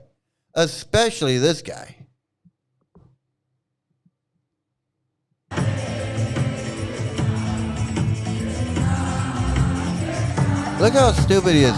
Look how stupid he looks. And no offense to Rafal, but I mean, look at him. He thinks his dancing, he's doing something like that's some, like he's got moves, and his moves. He's got moves. He stole my move. Hey, you stole my move. You stole my move. You stole my move, man. You saying you want a piece of me? You want a piece of me? You got it! Look at him. Oh, he's doing his dance. Oh, he's purifying this. He's purifying everything. Look, he's purifying.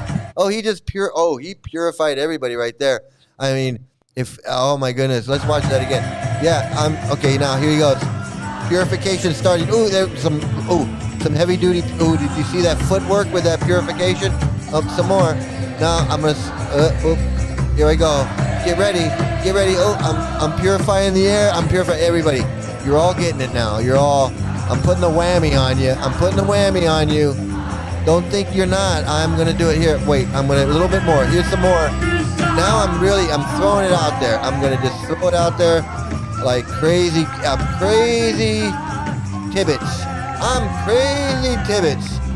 giving away mercy. I got my guy with my dog Spot. Oh, and I'm like, oh, look at me. I'm just giving not special mercy now. That's my special dinner. My special, my Maha mercy. That's my Maha mercy. He's getting a Maha mercy, man. He did that little move there at the end, and he was just like, woo, woo. He gave him the mercy, man. Oh, it is so stupid. Gore must have suffered emotional damage of the highest order to cuss the way he did. And that was just a little bit. I mean, he went on and on and on. He was like really cussing. How many fucks is that? Gore Laurie's got a lot of fucks to give. He's got unlimited fucks to give. He can give fucks till the cows come home. He's got unlimited supply. Unlimited supply. Like the Sex Pistols. He's got an unlimited supply. Yeah, Struth knows what's going on. Struth knows the truth. Yeah, one should be more tolerant. He's supposed to see me. He's supposed to see me as an equal to a Brahmin. I mean, I'm a meat eater. I'm a meat eater. So, but he's supposed to see me equal. He's supposed to see me as equal to the elephant and the elephant trainer and everybody, right? It's so funny, man. It's so stupid, you know.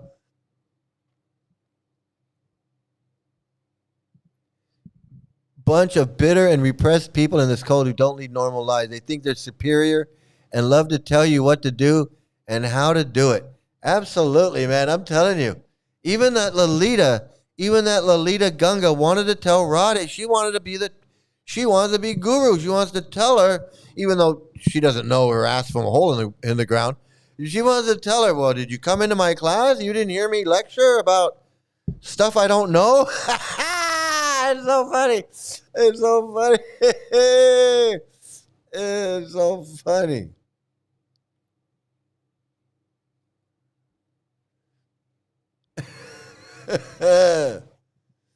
It's always about how piece of shit God's parts and particles we are. You know, we're all part of God's creation. That's what they like to say. We're all part of God's creation, right? The animals, and we're all one, and we're all brothers. But we're all struggling to survive by killing each other. We got to kill the animals. We got to kill the plants, eat the animals. They got to eat us. Worms eat us when we die in the ground. Everything's eating everything, and it's a disgusting, gruesome thing. You know, fish are getting eaten alive by other fish. Birds are picking things. You know, snakes are eating things. Everything's eating, killing, and eating things. That's life, man. That's life. That's how we're all connected. We're all connected because we're fighting for survival in a world that wants to kill us. And I mean, you know, you can say God is good all day long. You got to watch out. Life is trying to kill you. Life is trying to kill you. So, you know, you know, I don't know what you can do with that, but, you know, I struggle with that. I struggle with that every day, okay? Life is trying to kill you. And eventually life is going to win. Life is going to win. Life wins in the end because you're going to die. And it doesn't matter if you're chanting or you climb Mount Everest or you win the World Series or you become president of the United States. It doesn't matter. You're still going to lose this fight against life. And something's going to eat you. So you do what you want with that. If it makes you happy to worship something, I have no problem with it because I struggle with it. So there you go. Absolutely. Guru is supposed to have conquered all of that. They're supposed to be okay with that. Everything. Life is a struggle. Life is evil, and it's killing me, and everything. And I'm supposed to be happy, and I'm supposed to be content, level-headed, loving God, not not doing this. You're a fucker, man. You're fucked up, motherfucker, man. Fucker, man. How you're fucking.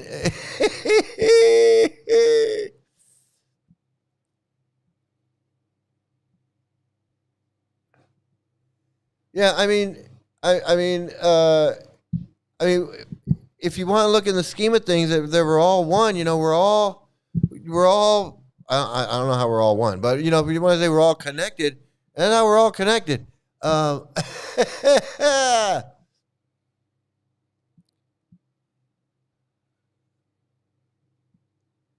can't keep up with all the comments, but I'm glad you guys are commenting. Oh, that was Bhakti Marga. Bhakti Marga, walk. I'm a walker. Yeah, I'm a walker. I'm walking.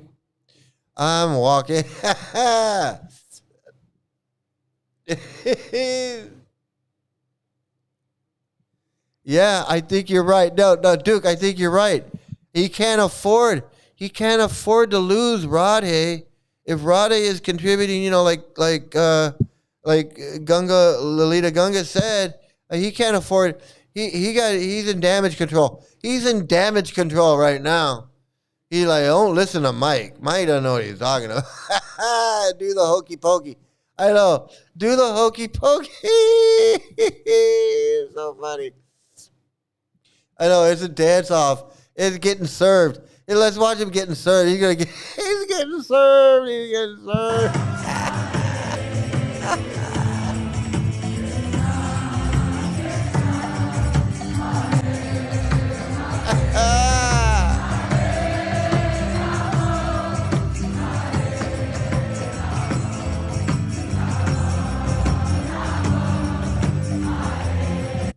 I was so, to tell you the truth, I was so focused on his stupid dancing that I didn't notice he's got like 5,000 women just fawning over him like he's friggin' Elvis Presley. Like he's like, like he's fucking Bruno Mars or something. I don't know. I don't know who it is, but he's somebody up there. It's this goofy. That was so funny. Thanks for coming by, man. Good to see you here. It gets so stupid. I know we were all part of this crazy dance. I know we were all part of it, man. We were all part of it. I know the dancing, the footwork, the fancy footwork, man. He's about to get down with the moonwalk in a second. He's gonna do some fancy footwork. He's like James Brown Swami. Causeless mercy. Causeless mercy. It's causeless, man. It's just causeless. There's no meaning. There's no meaning behind it. It's just oh, here we go. Whoa! I almost outdid myself. Whoa! Look at me. I did a little move there. You like that? How do you like that? Ooh! You like my finish? You like my finish there? Did you like my dismount? How's my dismount? Was it good? It's so funny. I know, Goro. That's the thing, is he wants that so bad, and he'll never have it. He'll just never have. I cuss too, but I'm not pretending to be a guru or a cult leader or spiritual ecstatic symptoms. I'm not Raganuga or Rupanuga or Sri whatever. I'm not Nityananda.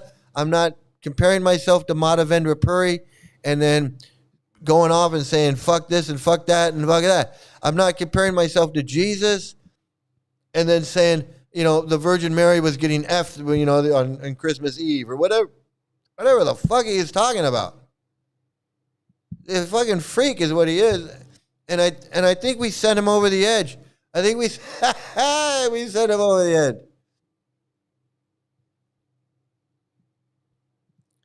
I know. I think he outdoes. It's so funny because he talks about fake ISKCON gurus, and I'm like, dude, you're a fake ISKCON guru. He's taken this ISKCON egotism and narcissism and this psychosis. He's taken it to another goddamn level, man. I'm telling you, he's taking it to another level.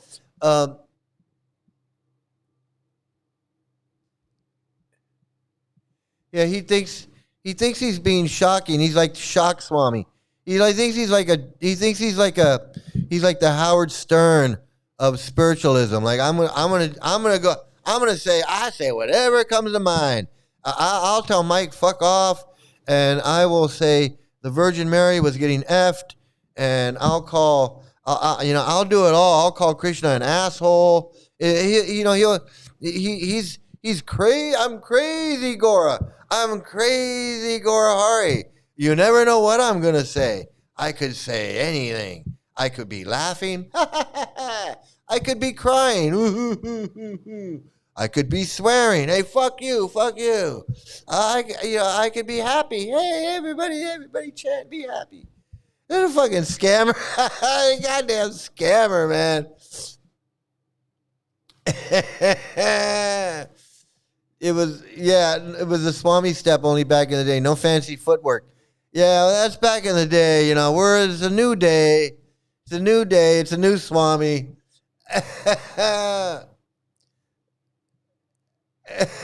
Mike, admit it, I'm a fucker, man. I'm a fucker. Absolutely, I'm a fucker. You got me, man. You got me. Nobody fucks with the Jesus. Yeah, they want you to have a personal relationship with God, but then they want you lose your identity to be an individual person. You're just like a friggin' robot. It's so stupid. Okay, let me see. I got some more video. I'm gonna do some more videos here. Let's see what we got going. What I got as far as in the old mailbag. Let's see. What did you Rafael sent me so many videos, and I think what I'm going to do is I'm going to switch it up right now, and I'm going to do the most recent ones instead of the oldest ones. Here we go. He Nath Narayan Vasudeva Shri Krishna Govind Hare Murare He Nath Narayan Vasudeva Devaki Nandan Tumko Vandan Rakhte Sabki Raj Sabke Swami Antaryami. Well, it wouldn't be a Brian Tibbetts party. Ain't no party like a Brian Tibbetts party. Without his women and his little girls. It's just ain't no party like a Brian Tibbetts party. Let me just tell you right now. I mean, you want women, he's got them. I mean, if you're a single guy and you're looking for a Mataji, you want yourself a little brahmacharini, a young one, anyone, it doesn't matter. You go follow him around, and you're guaranteed. You'll have your wife. Go follow Brian Tibbetts around. A month or two, doing some service, drinking some foot fungus smoothies. Boom, you got yourself a wife. Man, I'm telling you, man. It's so stupid. It's so stupid.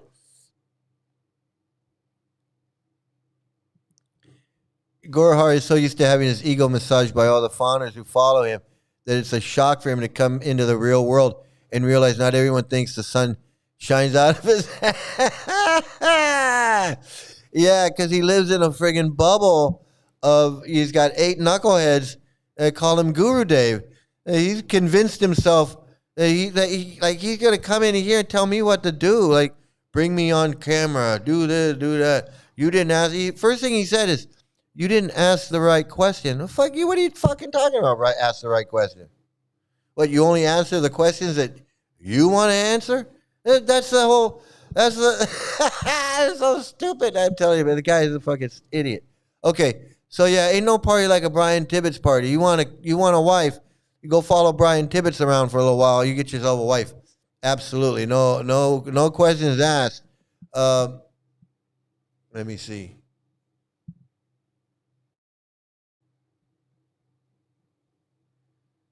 Let me see what's going on. Okay, so we did that one. I don't want to show the same one twice. Oh, here we go.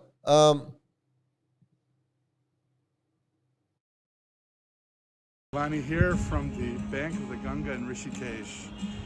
I'm here for the 2023 Rishikesh Kirtan Fest. And if you're in Rishikesh right now, I know you're feeling as grateful as I am to be here. We have something so special for you.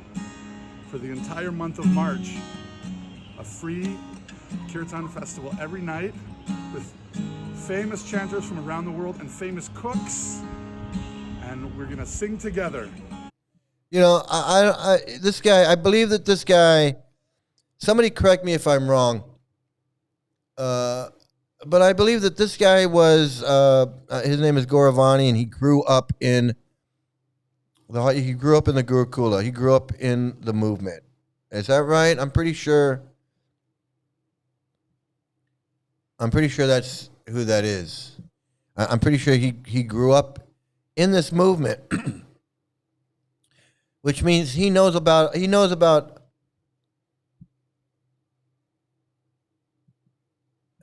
Absolutely correct. While traveling with Palooza, they got marriage proposals often. Yeah, I mean, absolutely. I mean, and see, and I don't even know. I mean, I don't even know the guy. I've never been there. I just know. I mean, we know, we know what's going on, man. It's so stupid. This Gauravani guy, I believe he grew up in the movement. He was there. He knows about all the abuse. His friends were abused. Yeah, but it's Gauravani. But he grew up in it, right? He grew up in it. He was there. He might have been abused. I don't know if he was abused or not. I don't really know his story, other than I believe, if I'm not mistaken, he grew up in the Gurukula, and he was either everybody in the Gurukula was either abused or they know somebody that was abused, and he's old enough that where he knows a lot of people that were abused. He's old enough to know a lot. He didn't care. Brainwashed. He didn't care that this cult harms so many children, continuing to harm children. He knows what goes on in the Gurukula. He knows what they do to kids. He thinks it's great. Evidently he thinks it's great because he's promoting this shit.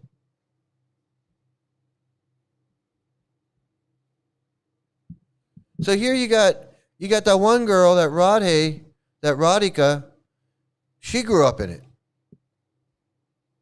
And she makes videos like what I do. She's like, fuck this. This is sexist, racist, child marriage, pedophilia, all of that. This guy, he went through the same thing. He's on the banks of the Ganges, playing his guitar, saying, "Hey, everybody, come join us. Come join us in our thing."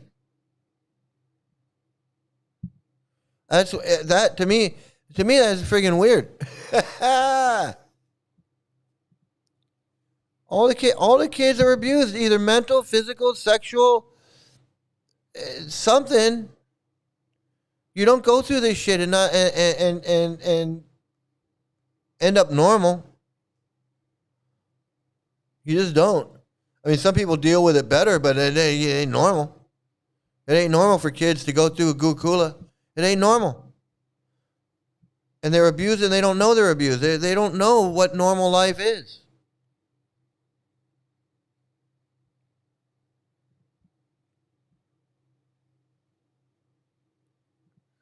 Gauravani thinks he can sing and is being constantly invited to Bhakti Bringa or Indra Yumna Palooza festivals. I think he grew up in ISKCON. He's making money. Yeah, and that's disgusting. Because that's like, to me, that's like betraying your childhood and all the kids that you grew up with that suffered with you.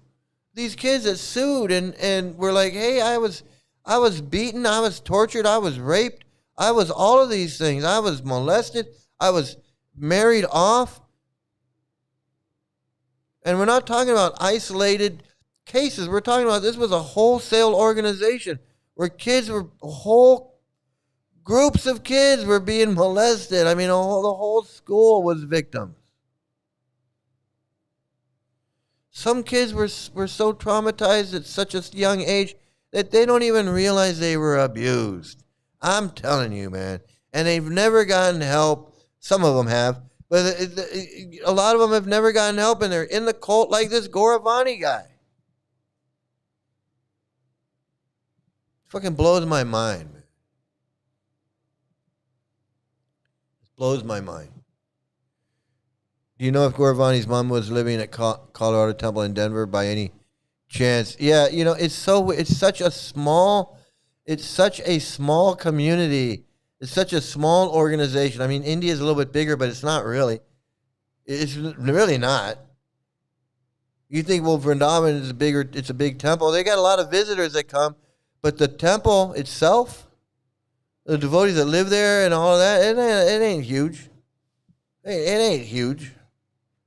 They get a lot of people coming through, tourists coming through there, Indians coming through. Their place is packed. But you count up all the temple devotees that work in that temple, they probably barely have enough to run. That's a huge friggin' temple. With the MVT and the school, well, they don't have a school anymore. I guess they got something else going on now, and the temple and the kitchen and the restaurant and all of that. Prabhupada Samaya, I mean, that takes a lot of work. Keep all of that looking nice and all of that.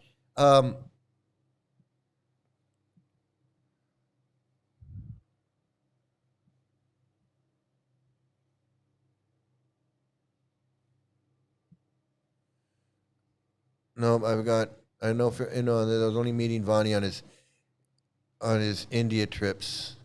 Yeah, it's just so interesting how everybody knows that, like all those people in LA, I still know. I mean, I still recognize them, and people that have come in here and said, I know Radha Kunda, and I knew Krishna Kata and her kids, and I used to live in Badger, and I grew up on Watsika, and it blows my mind.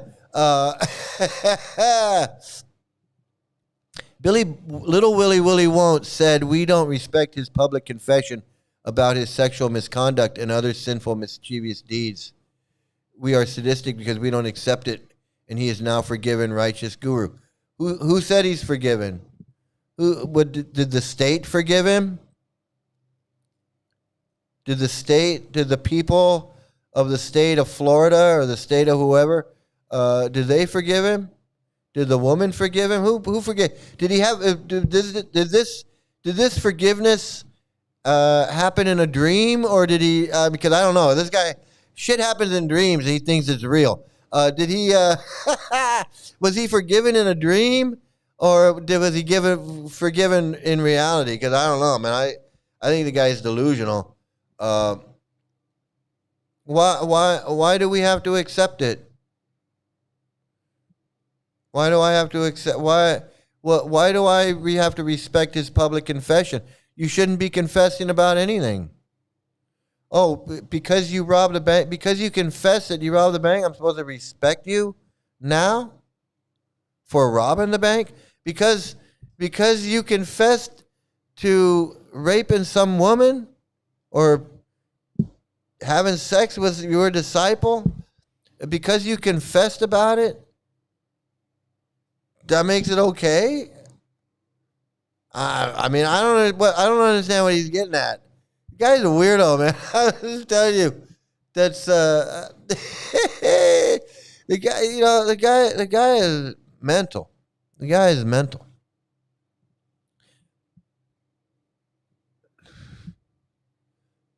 You know, like they catch a guy for robbing a bank, and they take him in the interrogation room, and they go, "You want to confess?" And the guy goes, "Yeah, I confess. I robbed a bank. It was me." And he pulls the mask up. "Yeah, it was me. See?" And the cop goes, "Oh, I respect you for confessing. You know, let's just say you didn't. Let's forget the whole thing." No, we're not going to forget the whole thing. Let's just forget the whole thing, you know. And you know what? Hey, let's let bygones be bygones. Let bygones be bygones, man. Just because I, technically raped some woman, had sex with a disciple, someone who trusted her spiritual life with me, I just went ahead and just had sex with her. She turned her spiritual life over to me as her guru. I was supposed to protect her and save her from material nature. And I had my material nature way with her. I was supposed to save her from the material nature, but I just went ahead and had my natural way with her. That's what I did. That's so stupid. Hey, Ed. Hey, good to see you, man. Good to see you. It's so funny. It's so stupid. I swear to God, it's so stupid. Whoops, what happened? Where are we going? Here we go. Did I do this one already? No, I didn't.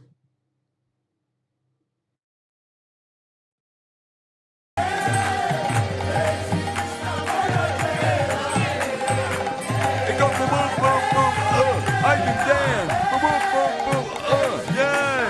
Sing it with me, and then you'll know. Boom, boom, boom, yay. You go, lady. Boom, boom, boom, boom, yay. Oh, he's got his big beads. He's got his big beads there. Look, ooh, don't mess with him. Don't mess with him when he's got his big beads out.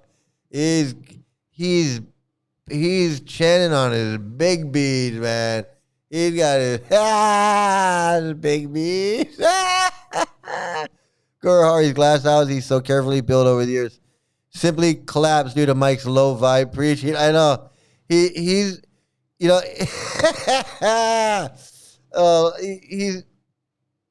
gonna be talking about me forever. He's gonna be talking about me forever. It's so funny, man.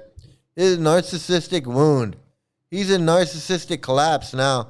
He spent all the time just defending himself. He was talking about Madhavendra Puri having a dream. He was talking about Prabhupada coming to him in a dream, giving him an order. I'm like, you didn't get an order. You had a dream. There's a difference between a dream and having an order. He doesn't understand. He was talking. He was like just like reliving last night over and made himself out to be the winner.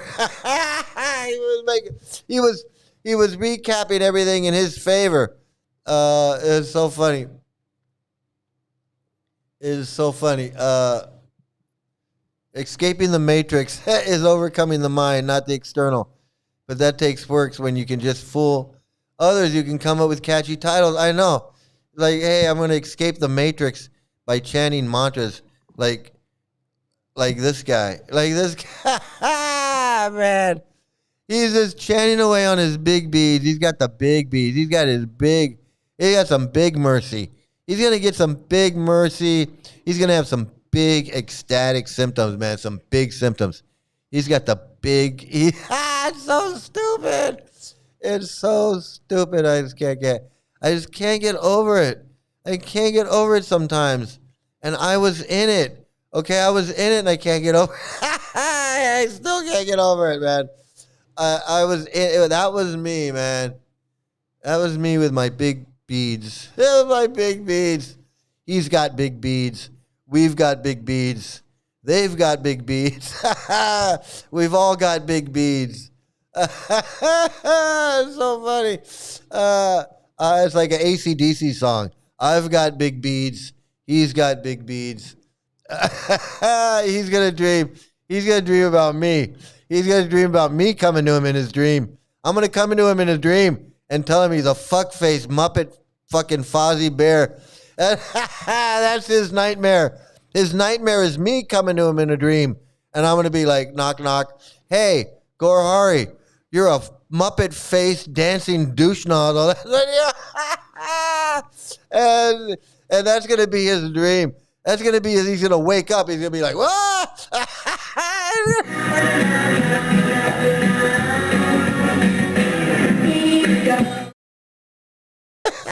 That's too funny.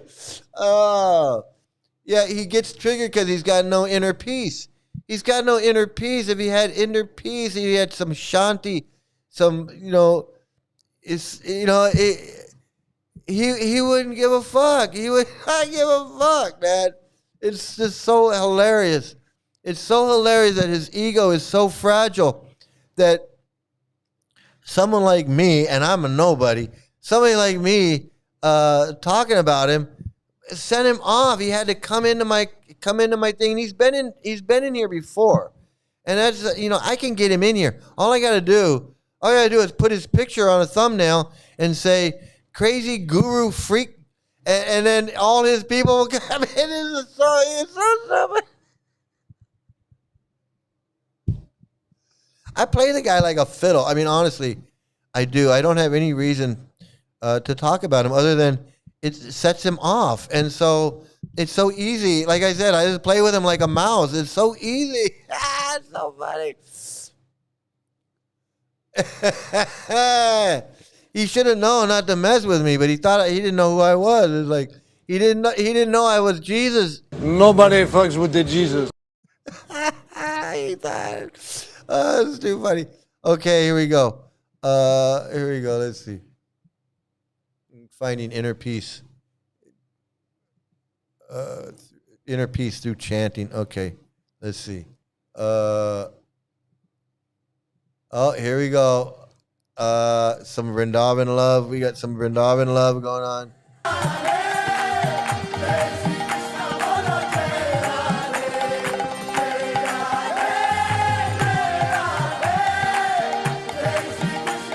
Swaha. Everybody swaha. Come on. Swaha. Swaha. There you go. There we go. Swaha. You put your banana in there. Get a hot banana. Put your banana. Everybody put your banana in there. There you go. You can be like this guy. There you go. Grooming the little kids. Grooming the little girls. Oh, that's cute. There you go. Another freak. Another fucking freak. Scammer freak. I'll probably get a copyright strike for that, or I'll get a copyright thing for that music, because they're really dickheads when it comes to their stupid chanting. Yeah, the bigger the bead, the bigger the douche. I know, absolutely. The bigger the bead, bigger the douche. I agree with you. That's so funny. That's so funny.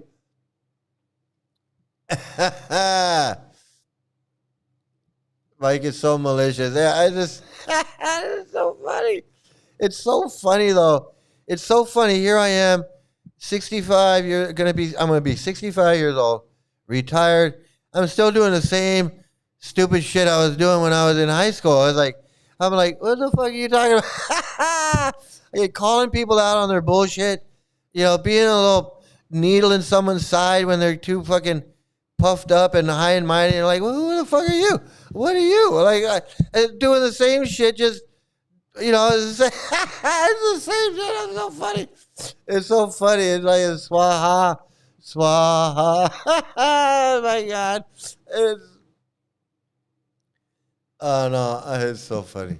It's so funny. Okay, let's see. What else we got? Oh, I'm having fun. This is the best part. Best part of the show. Watching some of these stupid ass videos, man. Just watching these videos and remembering all the stupid shit I used to do. Seriously, remembering all the stupid shit I used to do. Let's see.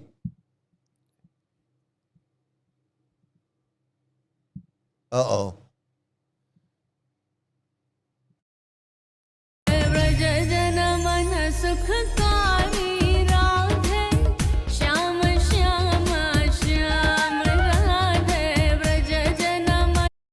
I'll get a copyright for that. There's Govardhan Hill. There's Govardhan Hill. I love the story. Okay, so hey, I gotta, you know, since he's at Govardhan Hill, my favorite story of Govardhan Hill is when Lord Rama was building the bridge to Lanka. Hanuman was bringing mountains. He was picking up mountains from the Himalayas and taking them to Lanka to build the bridge, and he was flying with these mountains in his hand. And I'm sure most of you know this story.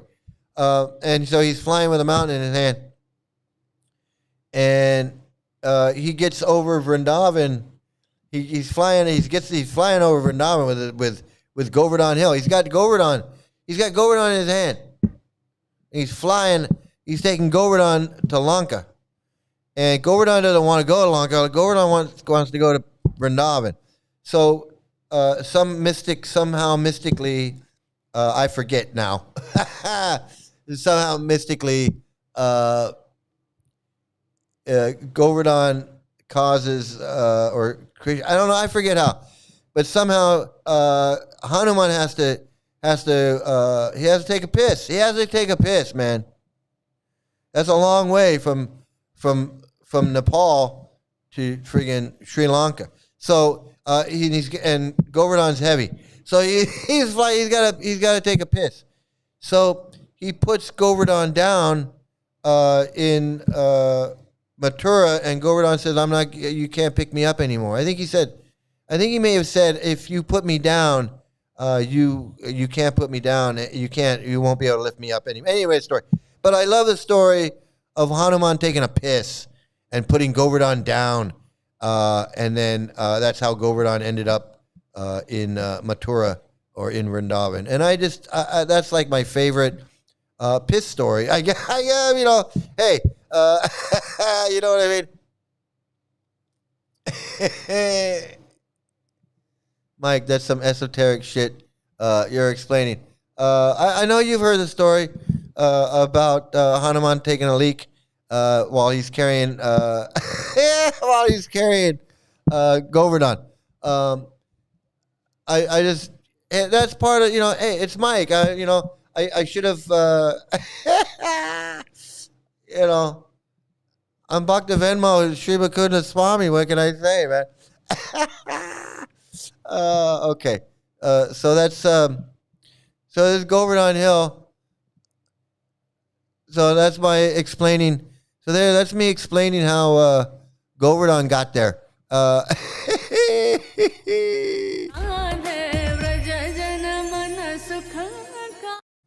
And of course, that's Brian Tibbetts and his harem of women. That's Brian Tibbetts and his harem. Okay, so we got Govardhan and Hanuman taking a leak, and what happened? Oh no! Is everything on? Can you guys hear me? Am I still okay? I guess I'm still good. something happened, and something happened with my sound or my brain. I don't know. It might have been my ears. It might have been I just lost my hearing. It could be that I lost my hearing, but you guys can tell me. Oh, the two of them. Yeah, so it's the two. They're double teaming them. Okay, it's good. We're all good. Everything's good. Okay, I guess it's my hearing that's going bad. I guess I better go to the doctor. Okay, this is so funny.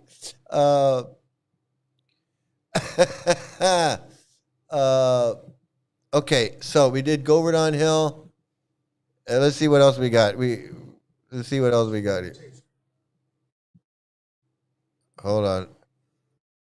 Things are going crazy here in the studio. Okay, in the studio. All right. Oh,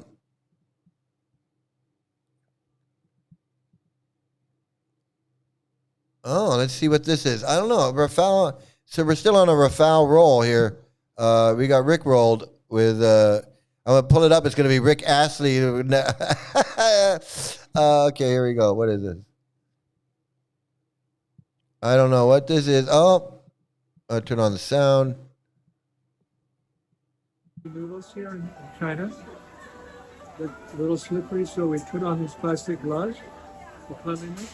And then we actually pick them up, put them in the plane. That's the way they do it. So when in China, do as the Chinese people do. We're trying to follow the traditions here.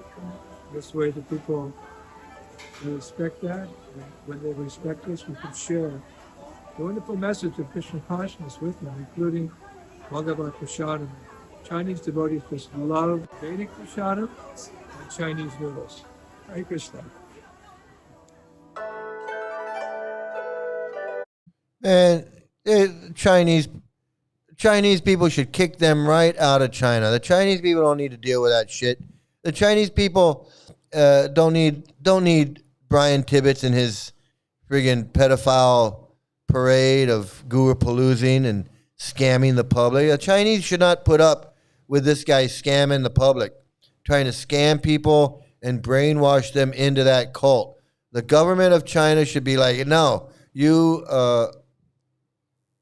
Oh, my mic is working. Okay, so everything's good. Yeah. Noodles served by hand.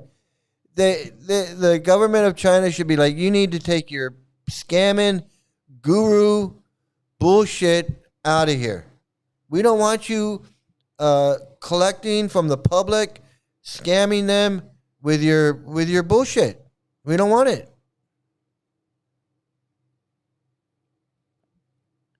Okay, so my mic is working. All right, my mic is working. I don't know. I guess my ear, something happened. I'm afraid to find out why something. It was all up here. My hearing is gone. I don't know. We'll figure it out. I'll figure it out after the show. That's going to be the scary part. When this is done, we'll find out that I can't hear anything in my left ear. I don't know. That's what's going to be.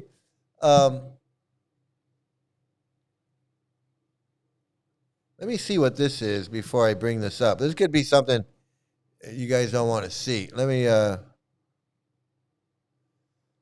trigger warning. What is this?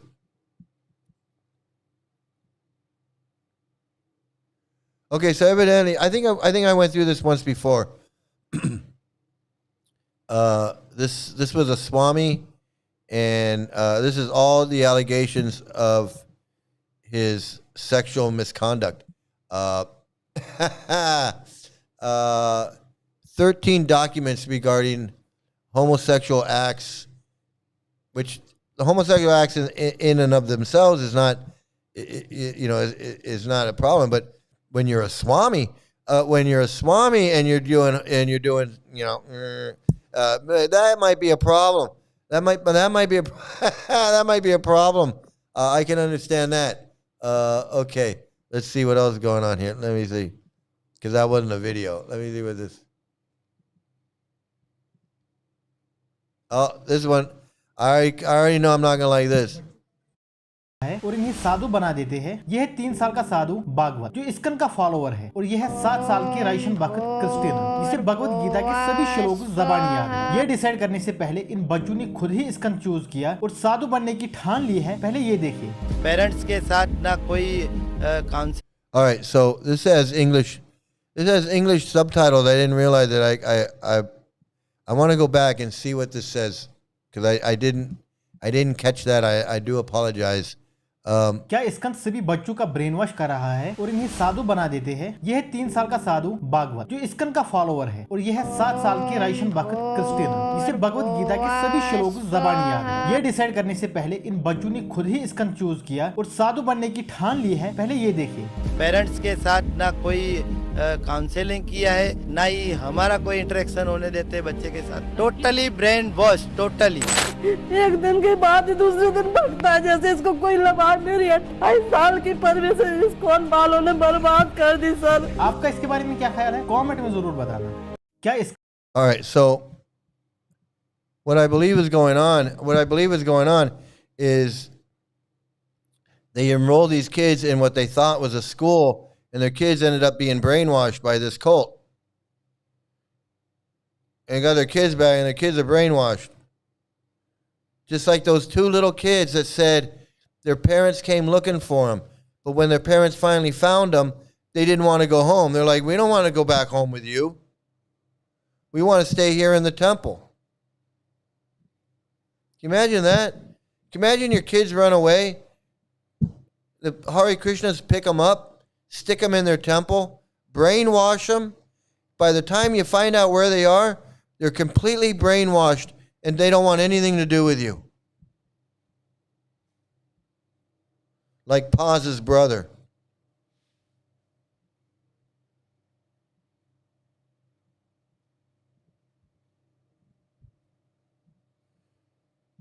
Like Paz's brother. Brainwashed. Doesn't want anything to do with his family. Like, why? Like, if I join anything, they don't tell me don't go home and don't associate with your family, that they're demons. Who does that? You go to the library. The librarian doesn't say, hey, your parents are demons. You shouldn't hang out. You should get away from them. You join a book club. They don't. Oh yeah, we're gonna read. The Hobbit. But you really should stay away from your parents.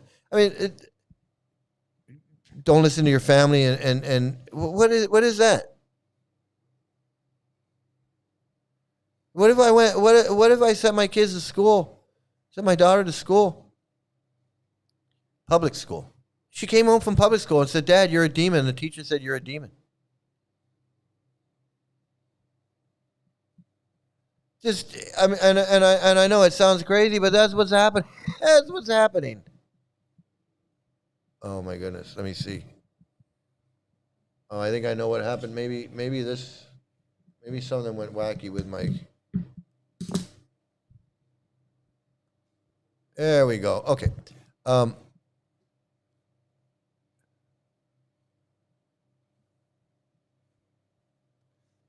Parents despair due to kids' ISKCON connections. Yeah. I mean, I know what is. Parents of the child are crying that ISKCON brainwashed and ruined their lives. Ruined their lives. Ruined their lives. Kids will never be the same. Even if they manage to get them out, they'll never be the same. They'll be like us. Like with this residue, this damaged goods. What to speak if they're abused? What if these children are abused in there? This is a fucking disgusting cult. I'm serious, man. It is. I found an email from my brother back in the late 90s. He wrote to someone telling them they should be detached from family members and they should just join the cult. Yeah, I know. It it's so common for us because we were in it and we know what they want. We know the regulative principles, the 4 regulative principles, and the chanting and the 16 rounds, and all of that, and shaving the head, and all of that. And we know. So we know that. Don't be attached to your family. Don't be attached to anything. They're not really your family. All the brainwashing. You're like 2 corks in the ocean come together for a while and then they spread apart or whatever. All of these, this gaslighting and this brainwashing crap to get you to distance yourself from your family and your friends and family. We kind of take it for granted. But you know what? That is fucking disgusting. It's evil. It's horrible. It's there's nothing good about this cult. Trying to break up someone's family so that you'll join their church or their temple, their community, is fucking sick. It's just sick. Trying to break up someone's marriage, telling a husband you need to get your wife in line, or you can't come into the class anymore, or you can't do that. That's disgusting. That's evil, disgusting behavior to try to manipulate someone like that. Marrying 11 and 12-year-old girls off, saying that when a little girl is menstruating, that the husband is ready. Not the little girl is ready. The husband is ready.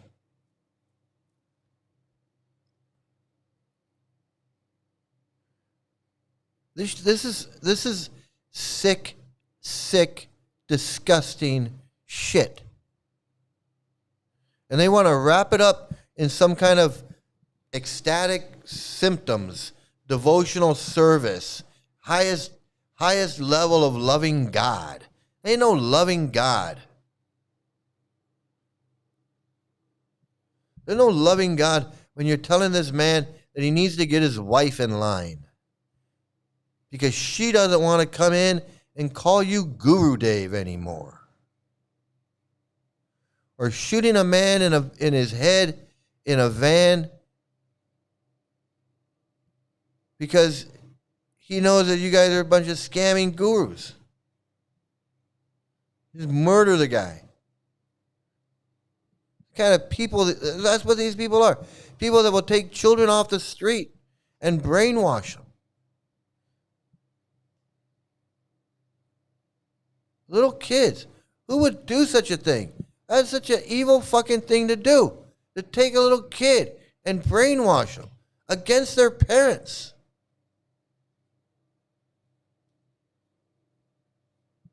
I can't,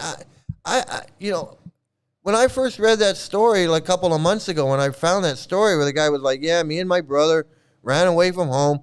The Krishnas took us, put us in the temple, in the ashram.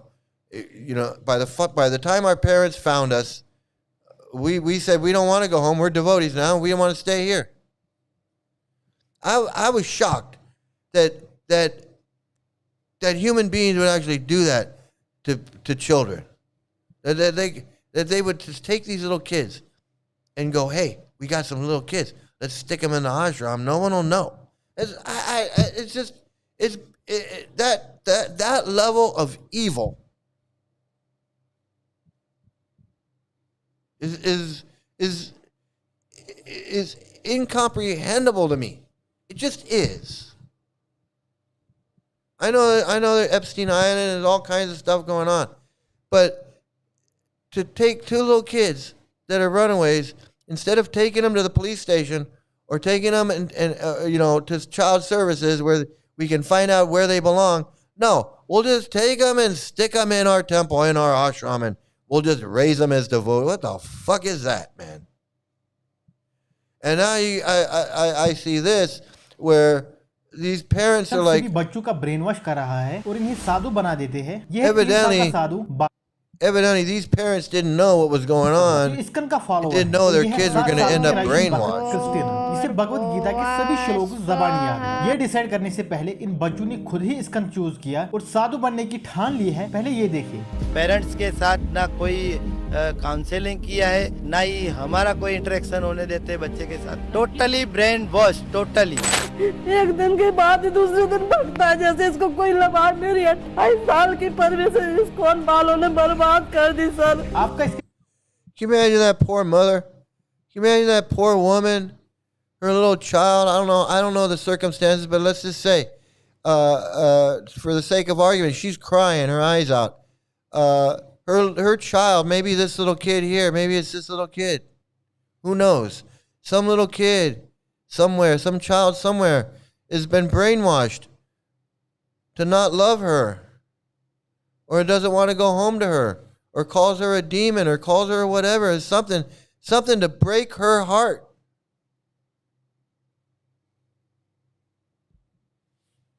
Man, the fucking sinister, evil mentality of these people to do this to a family, to a woman and her child, it disgusts me. It disgusts me. And when I think of this Gora Hari guy, I think of him. Because he's helping this shit.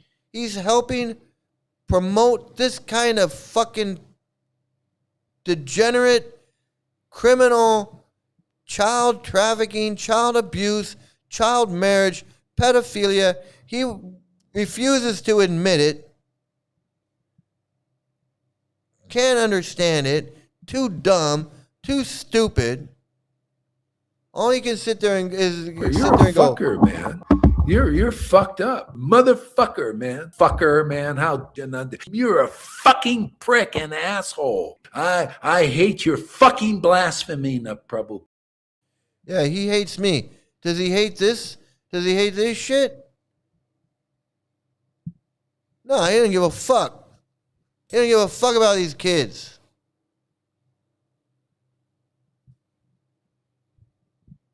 Piece of shit.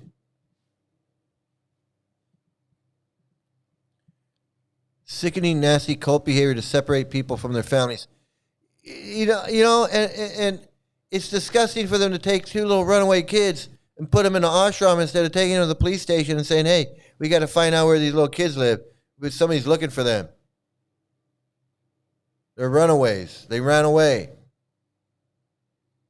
They don't belong to you. What the fuck, man? It's fucking insane.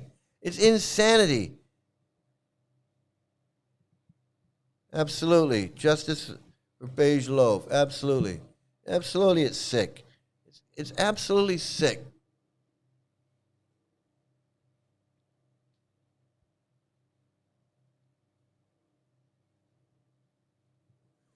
You're an independent person like Krishna, but we will program you into a mental cage. It'll brainwash you, program you, brainwash you, manipulate you into like giving up, taking your kids away from you. We'll do the worst possible things we can. What's worse than that? What's worse than separating your kid from you, turning your kid against you? Man, this blows my mind. ISKCON is precisely the very dangerous cult spread like a virus throughout the world, advocating family breakups, child marriages, pedophile worship as good as God. The list goes on and on and on. And then you got scumbags like this Gora Hari guy who's using Prabhupada's teachings, using ISKCON to con these friggin' ISKCON rejects, instead of them getting their lives back and getting their lives back and whatever remaining years they have, they're fucking fucked up worshiping him, sending him money, paying for his retirement, paying for his condo, paying for his maid, paying for him to Gurupalooza around, paying for his little pink hats and his little dancing videos and whatever else that he's doing. Fucking.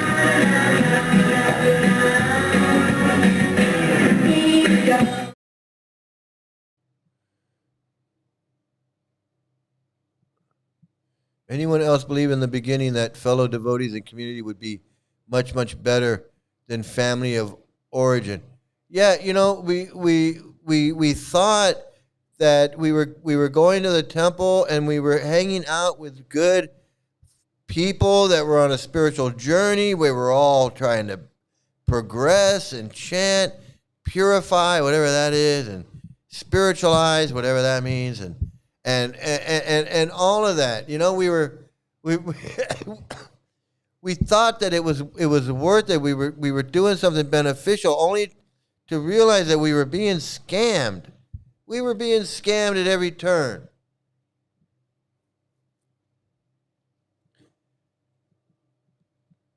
Today, little Willie won't, if he needs force any of his group to stay, he is compelled to use his powers to drag them back. He said this, look it up. Good guru drags you back to God, kicking and screaming. Yeah, absolutely. He's Madhavendra Puri, man. He's everything. He's everything, everywhere, everything, all at once. He's Jesus, Madhavendra Puri. He's Prabhupada. He is just every fucking thing, man. Yeah, I'm gonna do one more video. I'm gonna call it a night. Let me see what I got here. Yeah, it is, Rafael. It's insanity beyond comprehension. It's a level of delusion and insanity that we rarely see. We rarely see this. I mean, in ISKCON, that's all ISKCON is. It's insanity. It's the International Insane Asylum. Okay, I mean, Brian Tibbetts, Bhakti Vikash, Harvard dumbass, Lokanath, they're all mental cases. No different than Gaurahari. They're all mental cases. They're either scamming or they're mental. There's no in between. There's a little bit of 50-50. I'm scamming half the time, and I believe it half the time. All right, let's see. Let me see what I can do. One more. What do we got here? Groom is about to see his bride for the first time. The groom threw rose petals in her face, which the bride did not expect, and it scared her, but everyone laughed at it. However, the groom couldn't hide his amazement at how beautiful his bride was, the woman he was going to spend his entire life with. He looked at her with sincere eyes. After all this, no one is going to like this video anyway. This is the moment. All right. This is an ISKCON marriage. He ain't spending the rest of his life with her. 2 years tops. They'll be together 2 years, and then they're done. Okay, they're done. She's gonna be screwing some guy. She's gonna be screwing some guy in the ashram, some brahmachari in the ashram, and he's gonna say, "Hey, I want to take sannyas," and that's gonna be it. And it's gonna be over. It's gonna be over. That's it. It's done. Don't tell me they're gonna spend all that. Oh, he's so excited. He saw the woman. He's gonna spend the rest of it. He ain't spending no rest of his life with her. I'm telling you right now. I'm telling you right now. If you worship Prabhupada, you'll become just like him, a criminal. Absolutely. You worship Prabhupada, you're going to end up being a scammer. You're going to end up scamming. 100%. 100%. Okay, I lied. I'm going to get a video from Tim because Tim just made a good point. So I'm going to get one of your videos, Tim. Mostly, like, it won't last because the cult tells you that married life is not good. I know. It's like, what? It's like, what? It's like, hey, what do you do? They tell you not to get married. Don't get married. Don't get married. Don't get married. Oh, you want to get married? Okay, marry her. And then once they're married, they're like, it's better not to be married. Better not to be married. Don't you want a divorce? Don't you want to go sannyas? Don't you want sannyas? Don't you want sannyas? Don't you want sannyas? It's stupid. It's so stupid. Super white Hindu marriage ceremony. I had one. I did. I was in a dhoti, kirtan dhoti, and my wife, who was not a Hare Krishna, she said, "I'll dress up." She was so accommodating. And I actually thought that maybe one day she would become a devotee. She was not becoming a devotee, but she was She was as close to almost becoming a devotee as you can get. She wasn't chanting. She wasn't doing anything devotional. She was just putting up with me. She was putting up with me, and I was totally shaved head, Sika, Kurta, Dodi Kurta, the whole 9 yards. And she put up with me. So it can be done. It's so funny. It's so funny. But it didn't last. I'll tell you that. It didn't last at all. Okay, Tim, I'm going to get a video from you. I got a lot of videos from you, Tim, and they're all right here. Let's do this one.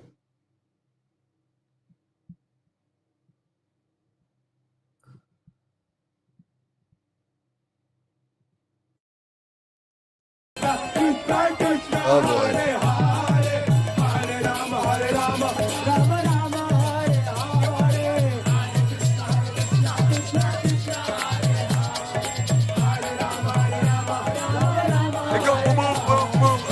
I can dance. Yay! Sing it with me, and then you'll know. Yay! You go, lady. Yay! So you think he knows how racist Prabhupada was and his views of Negroes and what he thought of Negroes and how he didn't like them? He thought they were ugly. He thought they were drunkards and drug addicts, rapists. He accused the black superintendent of his building of stealing his typewriter simply because he was black. Simply because he was black, and he admits it. He said, I think it was him because he's black.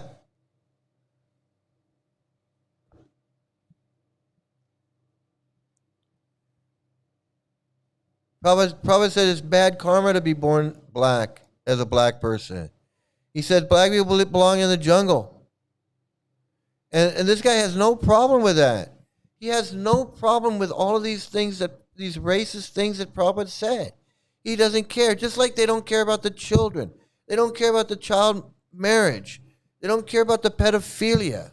They don't care about the sexism and the small women have small breasts. Women like to be raped. Black people belong in the jungle. They just don't care about this stuff. And I guarantee you, if this guy was here and I would say, why? What do you have to say about that? He would be like Gorahari. He'd say, why are you focusing on this and that? You're inoffensive. You're this and you're that. And oh, Mike. And oh, my. And I'd say, well, why?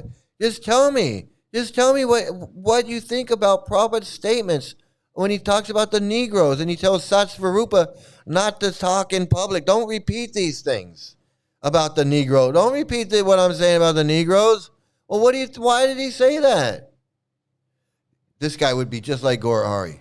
Oh, no, you can't offend Prabhupada. You can't offend Prabhupada. You don't know what you're talking about. Oh, that was on a material level. You're talking on a material level? Prabhupada's the one on a material level. Prabhupada's supposed to be seeing everybody as equal, but yet he's saying that black people belong in the jungle. Why is that? He doesn't say white people belong in the jungle. He doesn't say white people should have been slaves. He doesn't say white people shouldn't have been given civil rights. No, he says Negroes. So how is Prabhupada being spiritual when he's talking about Negroes being drunkards, Negroes being this and that? How can you say that Prabhupada is, Prabhupada is spiritual, he's beyond the material designations, and you just want to find material flaws? Well, wait a minute. Does Prabhupada have flaws or not? Is Prabhupada flawed? Does he have material flaws or not? Is he a pure devotee like he says? Or is he just an ordinary person who makes mistakes? Which one is it?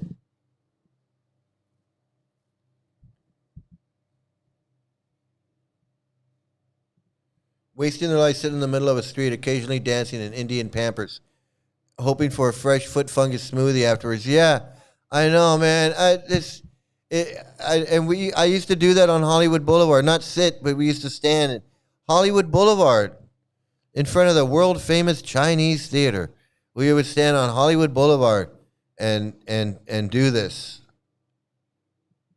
I don't understand how black devotees are not bothered at all at the fact that their founder is a racist. I know, because it's gaslighting. It's gaslighting. It's like, oh, Prabhu, that's on the bodily level. Don't you know the Prabhupada says that everybody is spiritual, that we're not supposed to see the bodily concept, we're not on the bodily concept of life. And, Krishna says that a self-realized soul sees the cow and the cow herder and the elephant and the dog eater and the thief and the flower, and he sees everybody, and the bee and the ant and the antelope and the octopus and the dinosaur, and he sees everything equal, right? I mean, except for the Negro. He doesn't see the Negro. Negroes, they're in the jungle. Okay, that verse does not say anything about Negro. It says cow, elephant, dog eater, thief, Brahmin. It doesn't say anything about Negroes, okay? That was the problem. Don't get it twisted. Don't get it twisted.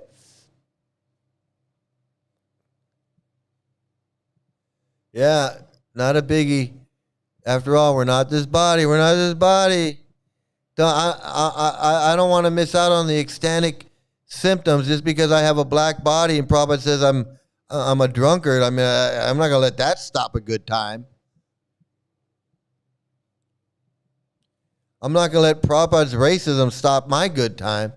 Some of these criminal fools defend Prabhupada's discriminatory teachings towards women and blacks. They say you shouldn't identify with the material body. We're not in the same. Yeah, it's Prabhupada that's identifying with the material body, not us.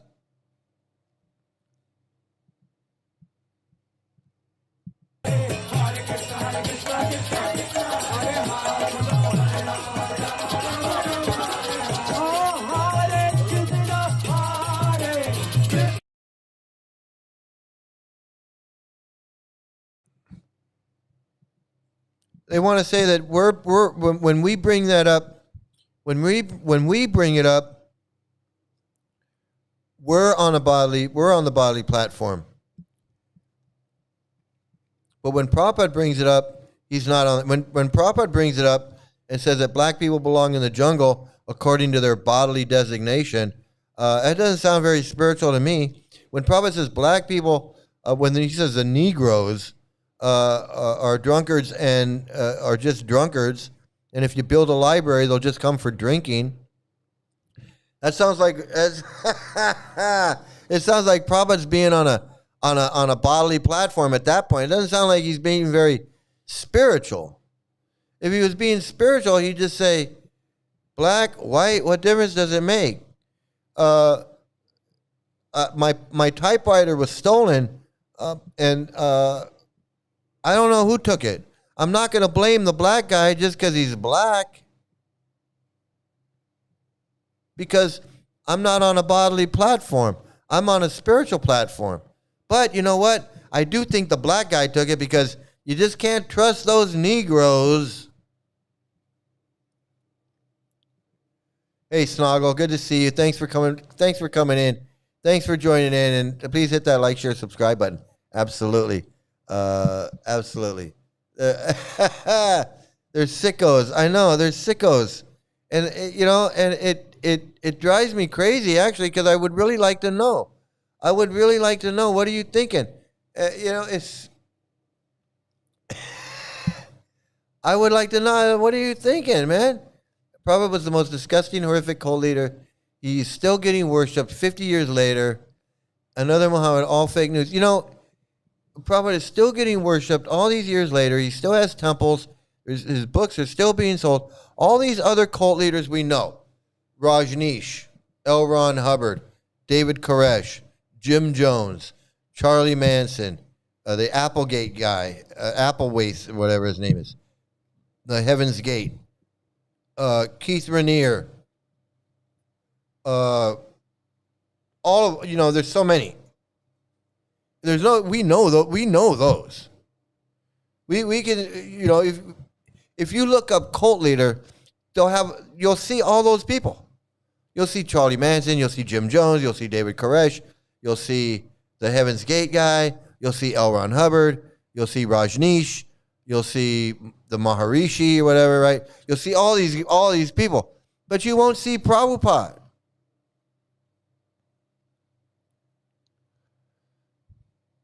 You won't see Prabhupada. You'll see all the other ones I named, but you won't see Prabhupada.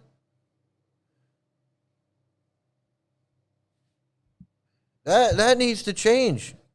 If there's one thing that I can do, I can change that. So that when people, my goal would be when people think of cults, the first thing they think of is Hare Krishna.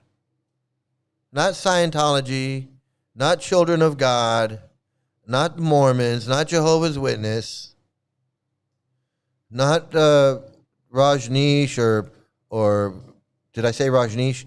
Rajneesh or any of these others. They think of Hare Krishna. They should think of Hare Krishna. And they should know how dangerous it is. They should know how dangerous it is. They should know how they treat people like that Radhe and how they're delusional like this Gaurahari. And how they're predators like this Indra Yumna and Lokanath. And how they're insane like Kirtanananda. And how they gaslight people like Hridayananda and Harvard dumbass. That's what I want to do. I want everyone to know. I don't want people to say, Hare Krishna, what's that? I want people to say, Hare Krishna, oh, that dangerous ass freaking pedophile cult with the child marriage and all of that? Yeah, I know all about that. That's what I want.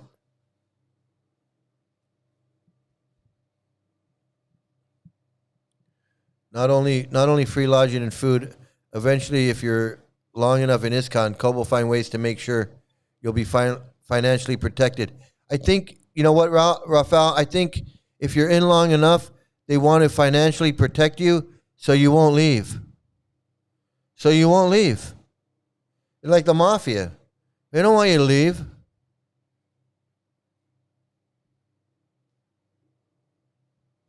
They don't want you to leave.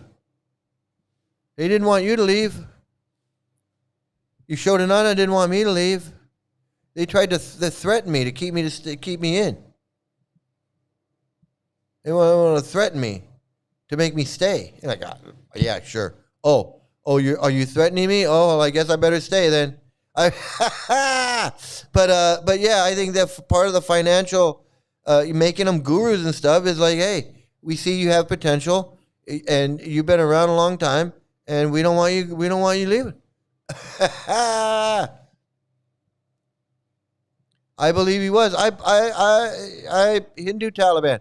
Prabhupada is the Hindu Taliban. And that's what I say about these people that want to like, oh, something bad's going to happen. Who are you, the Ayatollah? What, are you the Ayatollah? You going to put a jihad out on me? Exactly. I forgot they all have these donors that maintain the temples and the devotees. Yeah, I think they can. I think ISKCON can set them up like they have a guru fund or something, and like, they're gonna make these people gurus. Then they gotta make it. They gotta set them up with something. Here's your starter kit. We're gonna give you $10,000 in the bank. You're gonna get you get a couple servants, a couple brahmacharis to follow you around, wash your kopans, cook your meals for you. We'll get you a little starter pack going, and you're going to learn to fly, though. If you don't learn to fly, I don't know what we're going to do, but we'll get you started. We'll definitely get you started. Yeah, it's crazy, man. They think we don't know. They think I don't know. They think I don't know.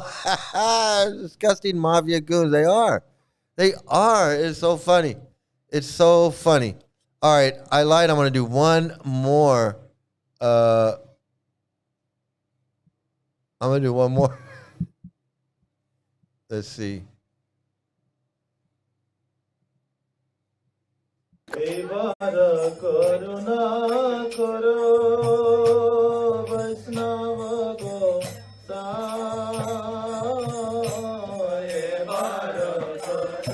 Okay, bro, what's your name? Dude, Haridas. Yeah, it's so funny. It's so funny. These guys, these are like these Badger devotees. These are like the Narayan Maharaj. They want to be ISKCON so bad. It's like they want to be ISKCON so bad but they don't want to be in ISKCON. They don't want to be in ISKCON, but they want to be ISKCON. They want to be just like ISKCON, but they just don't want to be in ISKCON. It is so stupid. I mean, it really is so stupid. Finland. And how did you become a devotee in 10 minutes? Well, I was born in Finland, then I moved to Australia, and I attended Gurukul in Australia for about 5 years. Then That was it. That was all you had to say right there. That's all you had to say. My parents stuck me in a Gurukula for 5 years, and I was brainwashed for 5 years. I came out, and look at me. I came out of there, and look at me. So stupid. Oh my goodness. This is so stupid. It was so stupid. Is the whole world gone crazy? Am I the only one around here who gives a shit about the rules? I was born in Finland. His parents took him to Australia, and they stuck him in a Gurukula and ruined his life. If I could just ruin this, just ruin it. It's like, can you tell us how we ruined your life in 10 minutes? Sure. I was born in Finland. My parents took me to Australia, and they put me in the Gurukula. Hey, that was only 1 minute. Oh, yeah, it didn't take... It only takes 1 minute to ruin someone's life. Can you tell us how they ruined your life in 1 minute? Oh, it's so stupid. ISKCON rejects. They are. There are. You really got to be a reject if you can't make it in ISKCON. Oh, you know him. Jenna Morton, you know him. Giri Dari Prabhu. Now they ruined his life by making him a saffron brahmachari. And now he's a Maharaj. Oh, my goodness. He's a Maharaj like Gaurahari is a friggin' ecstatic. Raganuga Bhakti. Hey. He's the temple's president at Radhakund. Oh my goodness. Can you imagine getting spiritual advice from this guy? Spiritual advice from this guy. It's too funny, man. You know what? I'd rather get advice from Yoko.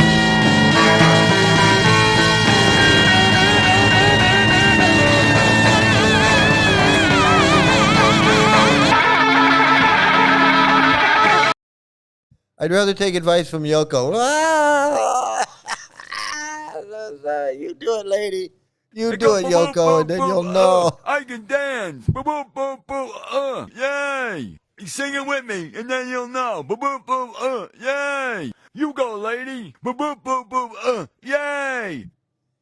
Oh, my goodness.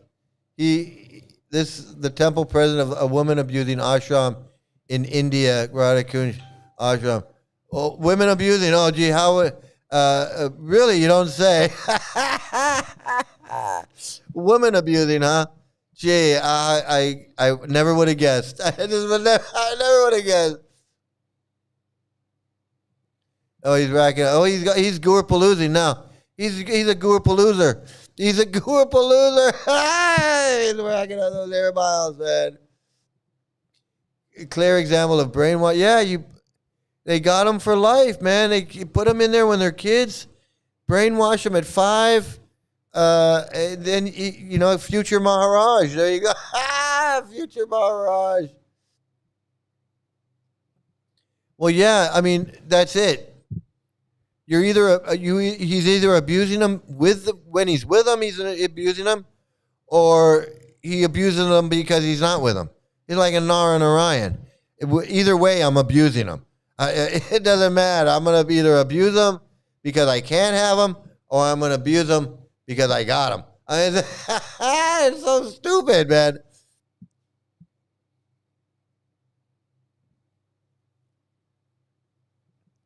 Yeah, it's always good to do service someplace where you're unwelcome. I mean, when you're unwelcome, They discriminate women that in their eyes are disturbing the brahmacharis. So basically, if you're a pretty woman, you get treated like shit. The prettier you are, the shittier they treat you. I mean, they gotta figure out a pecking order somehow. You know, they start with the prettiest, and then we'll work backwards. Wolf in saffron cloths. This is so disgusting. It is. It really is. But I have fun exposing these people. I have fun exposing this Gorahari slob and all of it. It's just so much fun. It's so much fun. And it's fun with you guys. I'm glad you guys are here to join me on this journey of exposing all of these freaks, all these dangerous psychotic freaks. I'm telling you, they just are. That must be a first cult member from Gurukul to Sannyas. Experienced no life, just twisted epileptic thing. He's got no world experience. He's going to be lecturing people, and he doesn't know anything about the real world. He doesn't know anything about the real world. He doesn't know anything about what people have to go through. Buying groceries, life insurance, car insurance, buying a home. He doesn't know anything about getting a job, going on a job interview, getting fired from a job. He doesn't know anything about a relationship with a woman, having kids, raising kids, losing a kid. He has no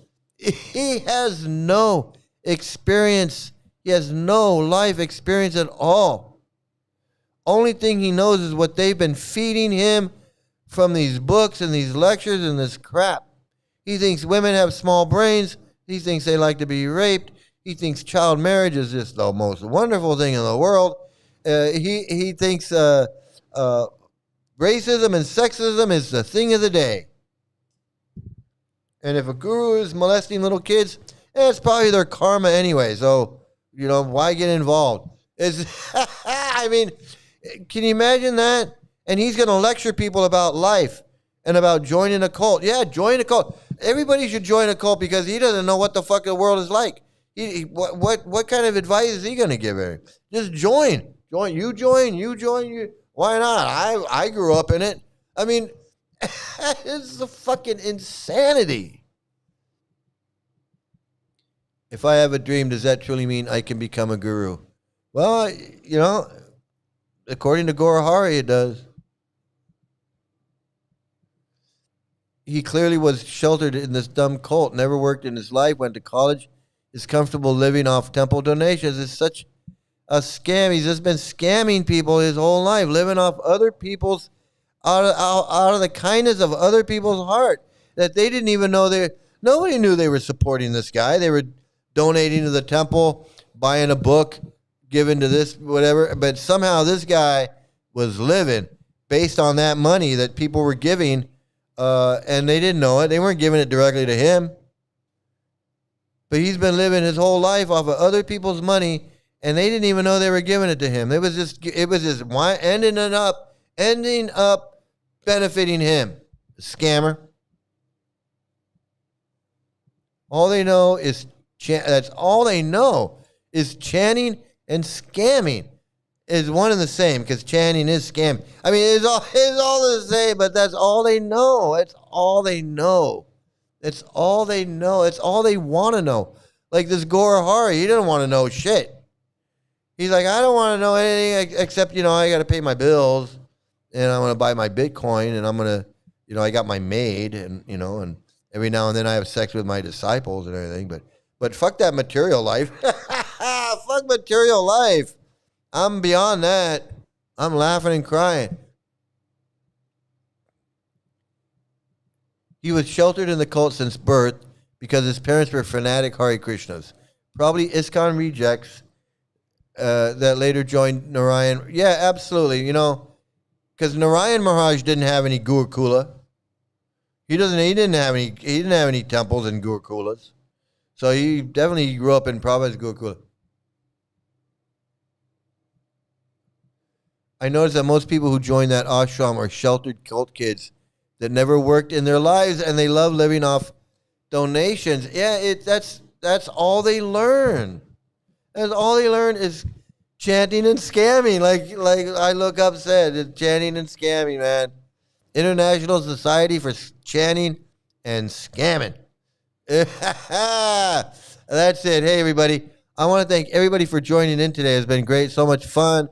We had Gorahari in here earlier, and we had Lalita Gangama in here. And I want to thank everybody and everybody that came in the other night. And I missed you guys. I missed your names. Like Snoggle and Jenna Morton and Rafal and Look Up and Duke of Squirrels and Fake Human and Tim Wallace and Howard Johnson and everybody, just everybody, Travis, and Travis again, and Travis for the third time, and who else was in here? I don't know. Weird Planet, and AJ, and I don't know, Duke of Squirrels, and Scam, yes, absolutely, Scam. Thanks for coming in, Scam, and please hit that like, share, and subscribe, Scam, and Rafal, of course. And what did he say? Remove the pants off the man, and society is ruined. And everybody that came in, man, especially Scam. You're returning. I'm glad you're here. You joined in and you added some good stuff. And Struth, and Jolynn and Struth. And Struth with the truth, and I don't know who else was in here. I think that's gonna do it. If I forgot, I'll get you next time. But I want to thank everybody for joining in. Everybody have a great day, great night, great morning, great afternoon, great evening. If you're hungry, have a great brunch. Please have some great luck. Please stay out of a cult. And this is now the time when you get to see me as a Hare Krishna. Let me see, which one is it here? I think it is this one. Thanks, everybody.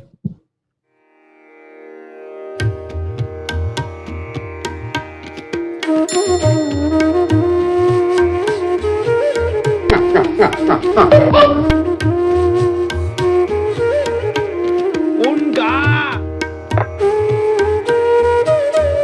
What in God's holy name are you blathering about? Are we clear? Yes, sir. Are we clear? I want to ask my questions now, and I want to have my answers now. You hear? I do not avoid women, Mandrake. But I do deny them my essence.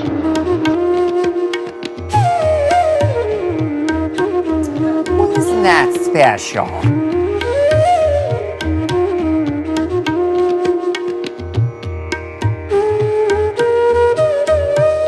Nobody fucks with the Jesus.